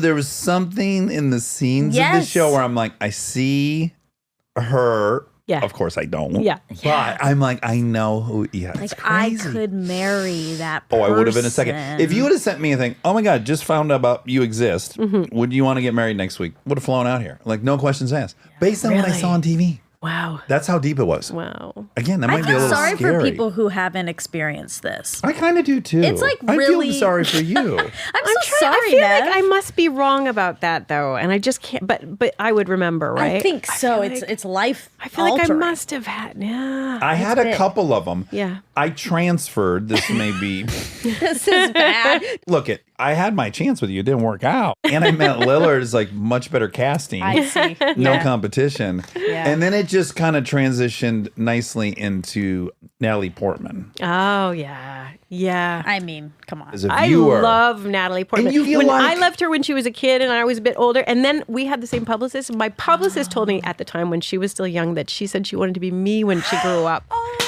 This makes perfect sense. Of course I went to her. Now she probably wanted to doesn't be even know you. who I am. But Oh when my she was a God, she does. kid, Of course, Of course she did. Yeah. Does and did. And will. you and want to hear always. something surreal? Is Yes. and I've never told this before. I met Prince Harry in London years back at Okay. a friend's birthday party, and While we you had were- a little dance. Oh And he told me that he grew up with a poster of me on his wall. no! Wait, this is And an Prince enormous. Harry's a I was fucking like, where? babe. He's in hot. Buckingham Palace. Wait, where did you have a poster? in the Queen's house. Oh my God. Also, this is a huge ding ding ding because Prince Harry sat right there. We've had him on and he sat right Isn't there. he nice? He's a nice guy. So Yeah. nice. Also, Yeah. what you can't get in photos from him, he's a force of nature physically as well. He's Yeah. like a Yes. big, really He is, good right, looking, yeah. strong, strapping Yeah. lad. Yeah. Were you single when this dance I was happened? not. Oh, I know. And then I was even invited to a charity, and then I was seeing someone. Then I was with JJ. Okay. And then Who I was you're still invited. with. Yes, who I'm Yes. still with happily. And then I was We'll invited see. to a charity event where it was a charity that Harry was putting on, and I brought JJ. And then that's- some older gentleman came up to me and told me that I was being seated next to Harry. And I was like, oh, and he was like, he's requested. And I was like, okay, at this big round table. And I said, well, JJ's with me. And they were like, he'll sit across the table. Talk about awkward, right? Awkward. Wow. JJ's a Brit, so he's like, okay, whatever. I know how to, do this game. We'll do this dance. And he had to sit on the other end of the table while I sat next to Harry. Oh my God. gosh. Good for Where was Harry. Markle? Was she in the picture yet? No. Oh, she was? No. She's This was pretty prior. newish. It was so funny. Wait, I want to make another comparison Okay. because Lillard is kind of like you. Oh. You guys are very similar. He's from Brighton, Michigan originally. Okay. Both tall, both funny, but both very sweet. And so I bet when you saw they were together, you were like, yeah, like I'm I'm a poor him. man's, like I could be his stunt double. Yes. And that's how I yes. feel about Matt's wife. Oh, you do? Uh-huh. I'm kind- Because- Well, she's not white. Okay, that's great. So that's This the is a good main start. thing. Yeah. And I was like, Heather? oh, Was she not white? Matt's wife is. no, Matt Damon's wife is. Oh, I thought you were talking about Matt Lillard. I was no, confused. I'm sorry. sorry. I'm like, No, wait, no, no. No, she's very white. Matt his wife. Damon's wife is not white. Oh, okay. And so I thought, oh, see, like it could Yeah, have been it could me. have been. It could Yeah. have been. Yeah, So you had that too. Yeah, but I don't know what JJ. I don't know that I'm anything like JJ. You're nothing You're like nothing JJ. like Oh, JJ. I don't think. Yeah, sorry. What would we? How would we describe JJ? I mean, Well, British, right no, there. he's is a- chatty. He's a chatty Cathy. Oh, he He likes is. to talk, which you do. Uh-huh. You guys will get along. I think we might see you on the weekend, actually. Yes, I believe I so. think we're gonna- Yes, I this think has we're gonna led to gather. Oh my yes. Round two, another opportunity. Yes. Yeah. Should I relapse? Oh, yeah. Oh my god. So you can say that you drank your breakfast. dust off that whole routine, see if it goes better 20 years later. JJ's very bright. You guys are similar. He's very bright. Okay. He likes to chat. Yeah. Extrovert? Extrovert. Yes. You're introvert? Yes. Yeah. So you are He's a attracted to doer. extroverts. Yeah. Mhm. Yeah. Okay, well again, that's enough for me It to allows build. me to be quiet. Yeah. It gives me space. I like being quiet. How do you feel about being social in general? Okay. I mean, I like smaller groups. Yeah, You know, yeah. I'm not a big group kind of person. I like intimate relationships with my girlfriends, and Yeah. you know, Mm-hmm. I do like one-on-one, and I like to get real. I would have gatherings at my house if I had a gathering, and I am known to say goodnight to everybody and go to bed. You and Kristen are identical. Yes, she Even does crazier. Tell me if this sounds ideal to you. Mm-hmm. She'll invite our pod over. Yes. You won't see her for a while. Right. She's upstairs reading a book. At a party she threw. I secretly that do sound- that sometimes too. Oh, wow. And how she explains it, maybe you could relate, is Mm-hmm. she actually loves knowing. That people are enjoying themselves. Yes. And that Yes. they're I like to gather around. people and people I care And about to get because the I know fuck out they're of there. going to have a lot to vibe on and enjoy one another. And then I just get tired Yes, and I it's, want to go to bed. it's energy draining for It you. is, yeah. And for me, it's like the source of fuel. And JJ's the same. Yeah. Well, this has been, heartbreaking for me, but something I already I'm so knew. sorry to I- disappoint. No, I already knew. I very much knew. We needed to hear it. We from wouldn't be you. able to go out this weekend though with our partners. Uh-huh. It would be awkward. Yeah. Really. Well, Nev, I want to thank you so much for indulging us. No, this was fun. It was really Yeah, fun. you'll Thank have you. to come back the next time. Well, Yeah. you're on a new show on ABC. I am not. You're not. Never mind. Strike that from the record. I am on The Lincoln Lawyer at the moment. Okay. I did the first season. I'm doing a bit on the second season, and Okay. then I'm exiting. And then I did a pilot for ABC, but it did not get picked up. It had, Okay. had some issues. Okay. Got Okay. Okay. Yeah. Okay. So that is one question that I do want to ask you now before you go. You just already said it. You have some weird confidence Mm-hmm. that you would tell Harvey like, no, Yeah. and then you had the confidence to leave Party of Five. Yes. You have what I can only guess is a bizarrely healthy relationship with the job, which I find to be very, very rare. Interesting. Do you think you have a healthy relationship with the job? I think I have the relationship that I have, whether it's healthy or not. I'm not sure. I think I just know what I can take and what I can't take. Yeah. And I know that if I'm a part of something that I'm not feeling creatively fed by, or that I'm not growing with, or that I'm not finding is, to me, in my opinion, good enough, I really struggle to be a part of it. You know, I want to make good work. I want to make good projects. I want to watch good things. So I want to bring good things to people. And I also know that I'm just not good if the writing's not good. Like I'm not going to do a good job if I don't believe in what I'm doing. Were you empowered a lot on Party of Five? Do you think it starts with a good first job? Yeah, I would say so. Our scripts were so good that I learned what good writing was. Like I know when dialogue is bullshit. Like I know I cut a lot of line. I'd rather say less. You know what I mean? And I know when something is sincere and insincere. I think it's made me pretty picky about scripts. I turned down a lot, you know. Do you have a single one? Like we just heard Matt Damon. I don't know if you saw this viral clip. He's getting interviewed and they asked him what he's turned down. And he said, I turned down Avatar.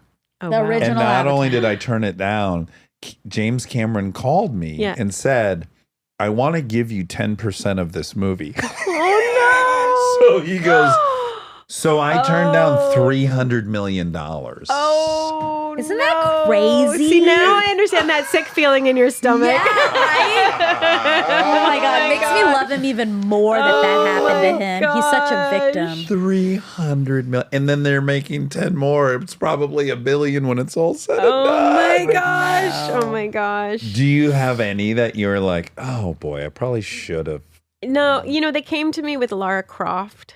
And I had this idea that I was going to have a different career. And I was like, no, Laura, that's silly. I don't want to Too do popcorny or something? Well, and also I'd been doing horror movies. Horror movies are not really my thing. And, you know, people are always like, why did you choose script? I'm like, I was the first lead in a movie I was offered. You know what I mean? That I auditioned for. And listen, I'm really grateful for those movies, but it's certainly not the movies I grew up watching or that I choose to watch. And so, yeah, Lara Croft to me was just sort of a sidestep. It just felt similar. Yeah. So that, and they came to me with Aliens versus Predator. Because I had said to my team, I was like, I don't want to do horror. I don't want to. And they're like, Nev, we got a great one. We have a great one. Aliens versus Predator. And I was like, how is that any different than what I'm talking about? So those kinds of things, which probably the movies did very well, and I probably should have done them. But you're you know, fine with it. I'm really fine with it. Have you had a whole emotional arc? I've had a lot of different people on here. Yeah. I experienced it myself, which is like I was on this show called Punk. It's what gave me my total chance to do everything. And then for years, I hated that I was on it, and I didn't want anyone to talk about it. And then at some point, I was like, oh, that's so wonderful. I was on this show. People still talk about it. It took me like years to come to peace with it and be grateful for it. Right. Scream's the most successful horror franchise of all time, right? Yes. Yeah. And on some level, you got to be like, that comes around once every 50 years, and I'm the face of it. Absolutely. But did you have a whole emotional journey with it? Where Yeah, for sure. Listen, the first one, it was so good for me. It was so by the way, huge. a I couldn't fucking believe. awesome movie. I'm not is. into horror movies, and I loved it. No, they're really good movies, and I'm aware of that, and I'm also aware that there are audiences who just love these films, and it means a lot, and so I'm very, very grateful for them. But I certainly did go through a period of time where all I was getting offered was horror movies, you know, and then so resenting it a little bit, Of course, just wanting things to shift, and actually I moved to England, you know, which was a really good choice for me. Yeah, you did a time. play with Killian. I did do a play with Killian. Yeah, I did a few plays. And it was Michael McKean as well, who I just watched in Better Call Saul. Oh, he's in so that? good in it. He I plays haven't Saul's watched that. brother. Oh. Yeah. He's so good at it. I'm on my last episode of Breaking Bad today. The very You last. just started it? I'm on the very last one today. I'm going to watch wow. right now. That's so Are you so exciting. excited? I am excited. And a little bit sad. already sad. Yeah. What a show. So good. God. I'm like one of those people who's years behind. That's great. Then you can binge. Have you done Game of Thrones? I have not done Game of Thrones. I'm so jealous of you. You think I should? Yes. Oh, I hate it's fantasy. amazing. I hate all that stuff. But you love it. It's You know the what? greatest. I think I watched like the first 2 and I was like, everybody's naked. I was just Okay. like, what's Yeah. a lot of nudity. I don't know, just a lot. Like Yeah. it just felt You a get little gratuitous, and I desensitized. just felt a bit bored by it. I was like, get is that that. what this is? But maybe you get over that and you get into the characters. I didn't give it that chance. Kristen and I watched the first episode when it came out. And we're like, oh man, they pushed a little boy off the thing. They Oh, killed no. a kid. Oh, Now they're no. talking about this. Now everyone's fucking this. Does this show suck? Yeah. Put it away for like 2-3 years. Yeah. Finally, enough people said, and we said, let's sit down and watch 3 in a row. Yeah. And then, girl, we never took our head up. I mean, it just became super fans. I did that with Schitt's Creek. I gotta do that. I need to do that too. You haven't? No. Oh, see, I'm excited for you. Okay. It's great. I hear it just keeps getting better and better, It right? keeps getting better and better. You fall in love with the characters. The actors just get better. I mean, they're so talented Yeah. anyway, but they just get so into their characters. They have so much fun with it. Yeah. Okay. Well, you're All going to right. watch Breaking Bad. I thank you a million times over for confirming my greatest fear. It is something I should be embarrassed about weekly. And Cautionary tale. also, it's an opportunity to make an amends. I'm sorry What? that you were at work, overworked, working 2 jobs, trying to get a fucking breakfast burrito.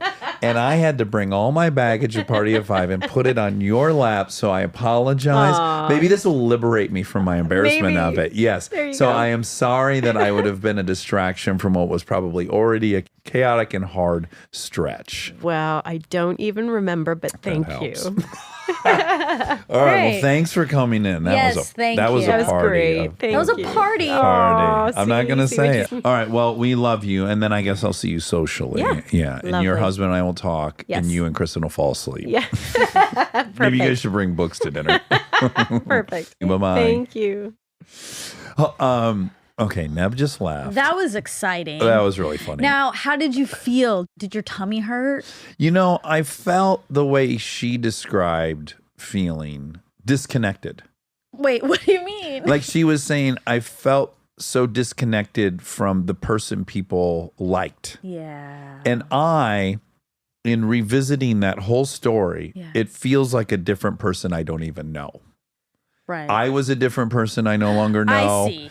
I had feelings that are disconnected. Of course. The person is disconnected. You know, like Yeah. I very much was relating to like I almost now that whole scene is a movie in my head. I can Yes. see But it's not you. it's not me. Yeah. That's so weird. Life is weird like that. I have a lot of those. You do? But not Matt Damon. I mean, that, Is tried and true. yeah. Yeah. The thing I will say that was so exciting about it is Mm-hmm. I feel so flattered that she was willing to come I to our know. fact check and talk about So that. nice. I know. And by the way, she never heard the fucking show. It's just No. she's just a nice person. Yeah. Yeah. And Really she's friends sweet. with Kristen and How do they know each other? through her brother, who she mentioned, Christian. Yeah. They were in Reefer Madness together. And then I think in that whole period, she became friendly with Nev and has seen her over the years and they Got it. touch base. Oh, Kristen and Christian. Christian and Christian. Kristen, And again. so, Oh, God. I want to go on a Brasma. How does she Oh, go? yeah. Christian and Christian. I think there's some irony. I think they're similar. You do. Uh-huh. I think Kristen. Well, the introvert part for sure. Yeah, but there's like some. Facially, I think they're similar. You do? Yes. Oh my God. I mean, obviously, brown hair, blonde hair, but the structure of their face is similar. They both have like nice, pronounced jawlines. Okay. And I think their noses are very similar. So, Study you know the what? You photos. got her. Congratulations, you got her. You got her. After all that. After all that. Well, that is another funny thing if we could add. There is also a bizarre disconnect between what you want when you see movies and what I want in real life. Like, I was very attracted to the fact that she cried every episode, right? And was always sad. And I wanted to cheer her up. But I don't want a partner who's always sad. I don't. I don't even know why I thought I wanted. You know, like, I don't understand why that's what I wanted when that's not. Well, yeah, no. I mean, obviously, I can relate. You Yeah. want to take care of, You want to be. but it's not like it can't be every day. I know. But it doesn't have to be every day. Once a week, have a big. No, like once every like 6 months, there's a big sadness. Right. Like what you were attracted to, I'm sure, Yes. in Good Will Hunting. Good Will Hunting is he was like really struggling. No, of course, but also the breakdown.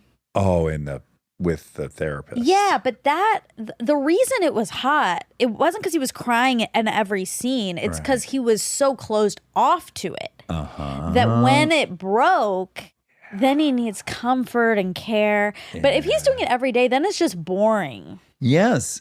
And also, I don't want to be a caretaker. I want to be there for somebody, but I'm not codependent in that way that I will get worth out of taking care of you. I don't really want to do that either. Yeah, ding, ding, ding. You don't like hearing about my tampon that's stuck. Well, that's I coming think- up in the future.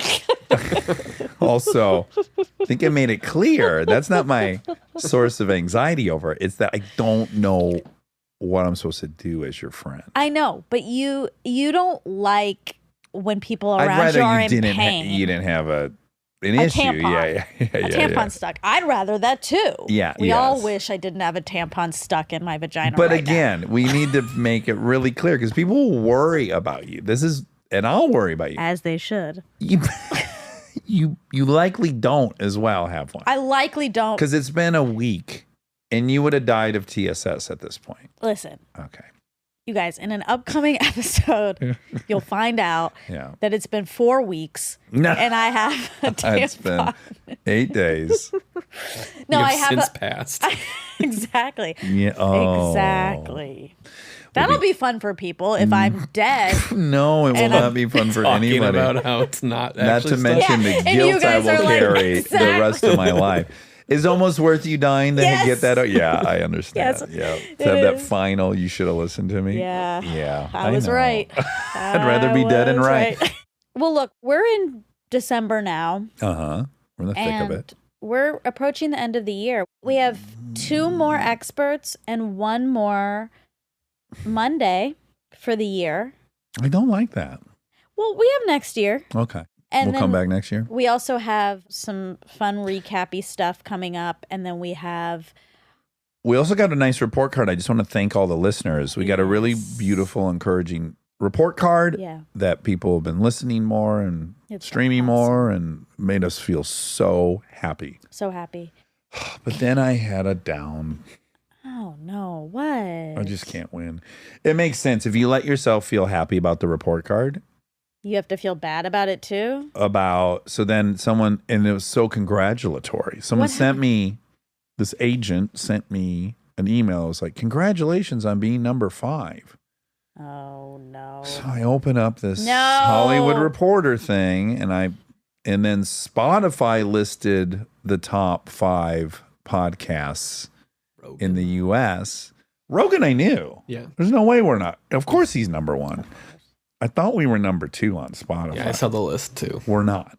2 of the shows ahead of us are not exclusive to Spotify. Okay. I had so many waves. First was just like, damn, I wanted to be number 2 at Spotify. You I know? get that. Yeah. I mean, I want to be number 1 at Spotify, but I also have a ton of respect for Rogan and what he's built for 15 years. So I don't expect to beat Rogan. So the only ones that are Spotify exclusives Are Rogan and Call Me Daddy. So Oh, we're number 3. Caller Daddy is also. Not Yeah, worldwide, but in the U.S. This is great. Is it? I Okay. feel great about this. Okay, actually. so right. So first I'm sad. Yeah. Okay, I'm really sad. All right, let's back up. I'm riding high off the report card. I'm really proud of it. I feel great. I'm proud of you guys. I'm proud of us. Then this person is very congratulatory, which it should be. There's 3 million podcasts. I said this in the email. There's 3 million podcasts and we're number 5. So another part of me is like, have some fucking gratitude Exactly. for being number 5. Yeah, it's insane. Have some gratitude. Like, get a hold of yourself. Then I thought, great, I want to have something to aspire to. So I was like, okay, great. So we were number 3 over at Spotify. We got, let's That's go. great. Those shows are so different. Rogan, obviously, Yeah. and Call Her. I mean, we're never going to be those 2 things, and we Right. don't want to be. Like, Right. that is not. No, I don't want to be their so- shows. I just want to be, I want the I numbers. know, but we're not. That's just the world we live in. We're doing the best we can do. Yeah. So It was a whole ride, though. Let's just say it was a whole ride. the person was very well intentioned. Obviously, he's not us. That's really so he's like, "Oh my God, your thing's number 5 in the U.S. out of 3 million podcasts." And you're like, Oh fuck you! Why'd you send me this? I opened it right before I was about to work out, and I was like, "I don't even think I can work out now." I'm devastated. No, that's so stupid. Okay, listen. It's madness. The mind is madness. I hate the mind. The mind is madness. Oh. Listen, I'm Yeah. proud of us, and I'm Me too. really proud of the Armcharies more than anything. Yeah, fuck us. They're great in spite of us. I think on average, the Armcharies are smarter than us. Big time. Yeah. Listen, I have a grievance. Oh, okay, great. Ever since you asked me to send the gift guide ahead of time, I've been doing that. Yeah, yeah. Okay, this is great. And I think that has stopped you from reading my gift guides. And that is unacceptable. I that's a really good grievance, and you have a solid right to feel that way. Yeah. I'm reading. You're right. I get them from you. I knew it. I get them from you. I even send you links, and I don't even post links on the thing. I know. Listen, I get them from you, and now I'm busy shopping. I told you I ordered everything just as I promised. Yep. By the way, thank God you hit me ahead of time. The baskets from fucking From Amber? Amber Interior. Guess what? I Sold wanted out? to order 3. Could only order 2. Last 2 left. I got them. You posted. It worked. shit. I got them. I wouldn't have got those. So I thank you. I thank you so much. Wait, I think that. You gave it to Yeah, me. I did. I did. went and bought the only 2 I'm remaining sorry, baskets. Armcharies. I know it's all complicated. You took the last 2 baskets, and now you're not even Well, reading my fucking Listen, guides. That's a great complaint, and I'm sorry. What is really happening? Bobby probably doesn't read them either. I shouted Listen. him out. I read them. No, The I've read. kettle one? I read 2 of the 3. There's 3 out. No, there's 4. Okay, well today we're not counting. I was too busy finding out we're not number 2. That took over my whole morning.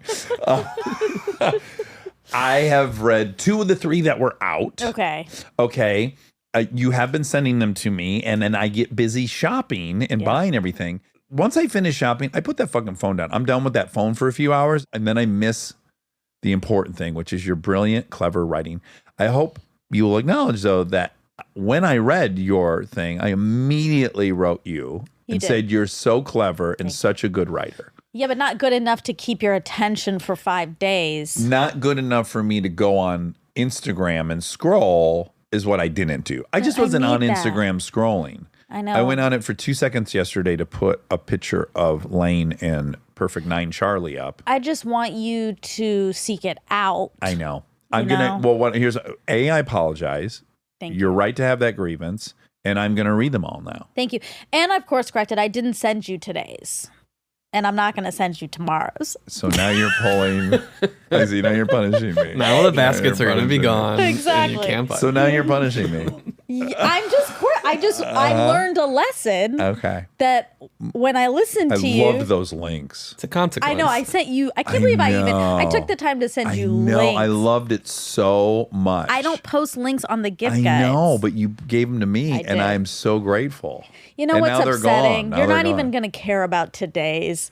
So it's, I'm not. No. What's today? I'm Bunch not- of bullshit. Stuff you're not going to do. It's stuff you're not going to buy. Filler. It's not filler. I think Okay. they're great. I think they're great. But I know you aren't going to do it. Okay. All right. We'll see. We'll see. Very well written. They're really fun for me. And this morning I woke up and I didn't want to do it. There you go. And I almost posted a thing that said, I'm too tired today. And I'm not doing it. And then I thought, I got to do the right thing. Can't be a quitter. Can't be a quitter. So I did it. And then it made me very happy. Okay. Right. This is my routine. Yeah. In fact, my whole journal this morning was about I can see clearly the pattern. My pattern is very specific. I wake up in the morning. I'm immediately met with who's trying to fuck me. It's a new It's not a new person. There's a lot of recurring Sure. themes. Sure. A lot of it involves construction. I woke up this morning with some frustrations with a project I'm doing with some other people that I start getting convinced they're not doing anything. You know, Okay. So I realized, here's you, Dax. This is just you. You're going to wake up and be convinced that someone's out to get you, or right? Yeah. And you just got to get through that. Yeah. And you will feel differently in 45 minutes, which I always do. Yes. Good. I just have to weather that little storm. And I choose to weather it by writing down how I'm feeling. And in general, at the end of that, it's over. That's good. And I do think if I didn't do that, it would probably persist through most of the day. I think that's great. It's good to just have acceptance around it. This is how I'm going to feel. Yep. And that's not changing. But then I can do this act. And they say observe your thoughts, like just observe them. And I think by having to write down how you're feeling, there is you're third personing it. Yeah. Like I'm now Dax, the author of these thoughts. Yes. So I'm observing them differently. Yeah. Interesting. I also, I'm on a tear. My cousin Mandy is like, she needs to have a podcast about the Honchels. What's the Honchels? The Honchels are my Grandma Yolis's family. Grandma Yolis's backstory is too compelling. I was going to write 3 pages about her. Yeah. And I'm now like 12 pages later. I can't stop writing it because the Honchels were so fucking crazy. I've told you about some of them. Yeah. Yeah, one of them blew the other one's head off. Another one shot another one in the leg. Another one was killed a shop owner. Somehow Mandy sent me court transcripts from a trial. I'm reading it and I'm having the thought, the only time I've ever read anything as crazy as this is the Tarantino scripts I've read. Whoa. I just got to hit you with one thing. Yeah. So Oliver Lee, my great uncle, shot his older brother Orville. Right. Went to prison. He's in prison. He gets his hands on a case of liquor illegally. By 7 a.m., he's already drank 2 pints of vodka. He gets a piece of equipment, like a truck that's used in the prison. He and another guy, an assailant, they drive it through the wall of the prison. They escape. Now they're out on the road in this work truck. They decide, we got to get into a normal car. Oh, my God. They call his younger brother, Cal, my Uncle Cal, who killed a shop owner and shot his brother Doug in the leg. Cal happens to be out of prison at this moment. He's in and out nonstop. He says, yeah, come over. I'll drive you guys up north. We'll get rid of you guys. Great. Decides he doesn't want to take his car. Goes to his buddy Jesse's house. Jesse, we need to use your Cadillac. Okay, well, I'm coming with you guys. Okay. Mind you, my uncle Oliver was drunk when he drove through the wall of the prison. Before they get to Cal's, they've stopped at 3 bars. This is all documented. Sure. They've gone to 3 different bars en route to escape. Cal picks them up. They go to 2 bars before they get to Jesse's house to get the Cadillac. Jesse doesn't have a license, but he has a Cadillac. Oh, wow. They get in Jesse's Cadillac to go up north. They stop at 7 bars between Detroit. Yes, this is all documented. At some point through all this drinking and driving, Cal decides the assailant that's with Oliver is a liability and is going to kill them. So he tells his buddy Jesse, I'm going to kill. No. Yes, I'm going to kill this guy he's just escaped with. I got to. Everyone's hammered. Comes up with the plan. They stop at 2 more bars. Oh. All of a sudden, Jesse decides he'll kill him. They're in the car, and Jesse shoots the guy that Oliver Lee escaped prison earlier that morning. Wow. So now he's dead in the car. They pull over, get rid of the body, go to the bar. Monica, this is all in the court transcripts. No. They go to the bar. They've been to like 13 bars in this day, have escaped from prison, and they killed the guy. It's impossible. If you're seeing this in a movie, you're like, there's no way they're going to another bar. They got to get back on plan. This is like to get out of this situation. Fargo. This feels like a season it's like of Fargo. Yeah. Now, mind you, I'm piecing this all together. Cal certainly doesn't go to prison for this because I know Cal's out in time to do this other shit that I've been writing about. Oh, okay. Anywho, I think it needs its own whole true crime podcast with like my cousins and the remaining people that have been around. You know, my mom. And then of course, Cal's the worst of all them. Calvin Jr.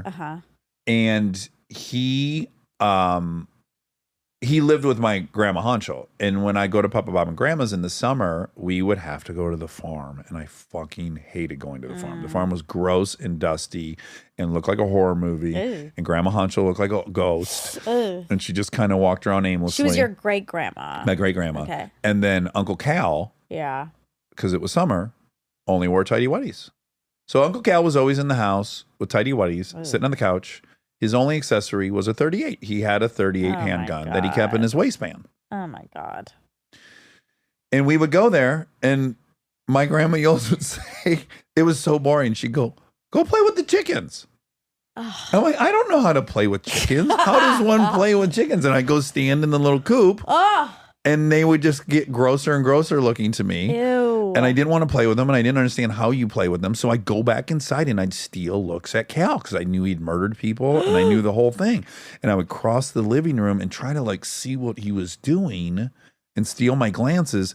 And I was terrified of him. Of course, but it was as that you should be. compulsion of like staring over the edge of a tall building. I couldn't stop walking through the living room to get my glances at Cal. Did he talk to you ever? Oh, yeah. He did? Yeah. But He's a was weird he nice to motherfucker. you? Weird motherfucker. No. Not cruel, Yeah. just a scary force. Yeah. At that point, he'd killed many people, been in prison a bunch of times, molested my father. An evil man jumped on my dad's hood and tried to punch the windshield to get Wait, to my he mom. molested your father? Yes. Oh my God. Yeah. I love that in all the murders and everything. Like, of Well, course he molested my father. No, He's a murderer. No, what? But no. yes. In his Wait, but busy also, schedule. But I'm trying in to his, figure out. Wait, hold on. Okay. Hold on. Yeah. This is your grandma's brother Uh-huh. Yeah.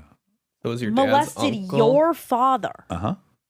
But A lot of people get molested by their uncle. oh, this is right. But it's important This is your to say- dad's.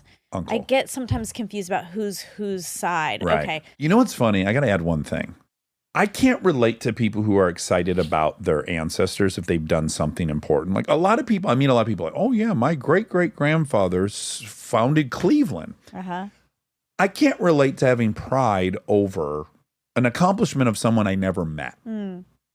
I'm not judgmental of it. I just can't relate to it. Because I have some of those people in my family on the LeBeau side. Like my mom's really proud of some of the people in our past. I never met them. I don't know. And it's nothing I did. Yeah. But weirdly, this is very strange. But when I read about my uncles Yeah. and I recognize my father, although crazy, This is what what I was- an improvement. I was gonna say that. And I look at my life and I'm like, I am fucking 12.5% honcho. Certainly that explains like outbursts I've been capable of. But all in all, I've kept it pretty damn together. I should have shot David. I should still be drunk. I should be driving a dump truck through a prison wall. Like all in all, I feel this bizarre sense of accomplishment for both my dad and my uncle. Yeah. I was thinking that. It's like, wow, your dad took a Yes. big leap He took of a- improvement for real. He really did. Anywho, I'm almost like it's taken over the thing I'm writing because I can't stop. It's like so fascinating. I'm reading these court transcripts and everything. And now I'm like, God, there's like a whole thing here. Wow. Yeah. Ooh. Anyway, Happy holidays. well, that was fun. Nev. Your Thanks, Nev. grievance, my apologies. I apologies to you. Yeah. And I'm going to go back now and I'm going to carefully read every word. You don't have to. I just felt like, I gave him an out. You know what it is? You're like, he used me. He got what he wanted. He used me. That's Yeah, right. I get it. Yeah. And you're right. And I apologize. And I'm back. All right. Love you. Okay, love you.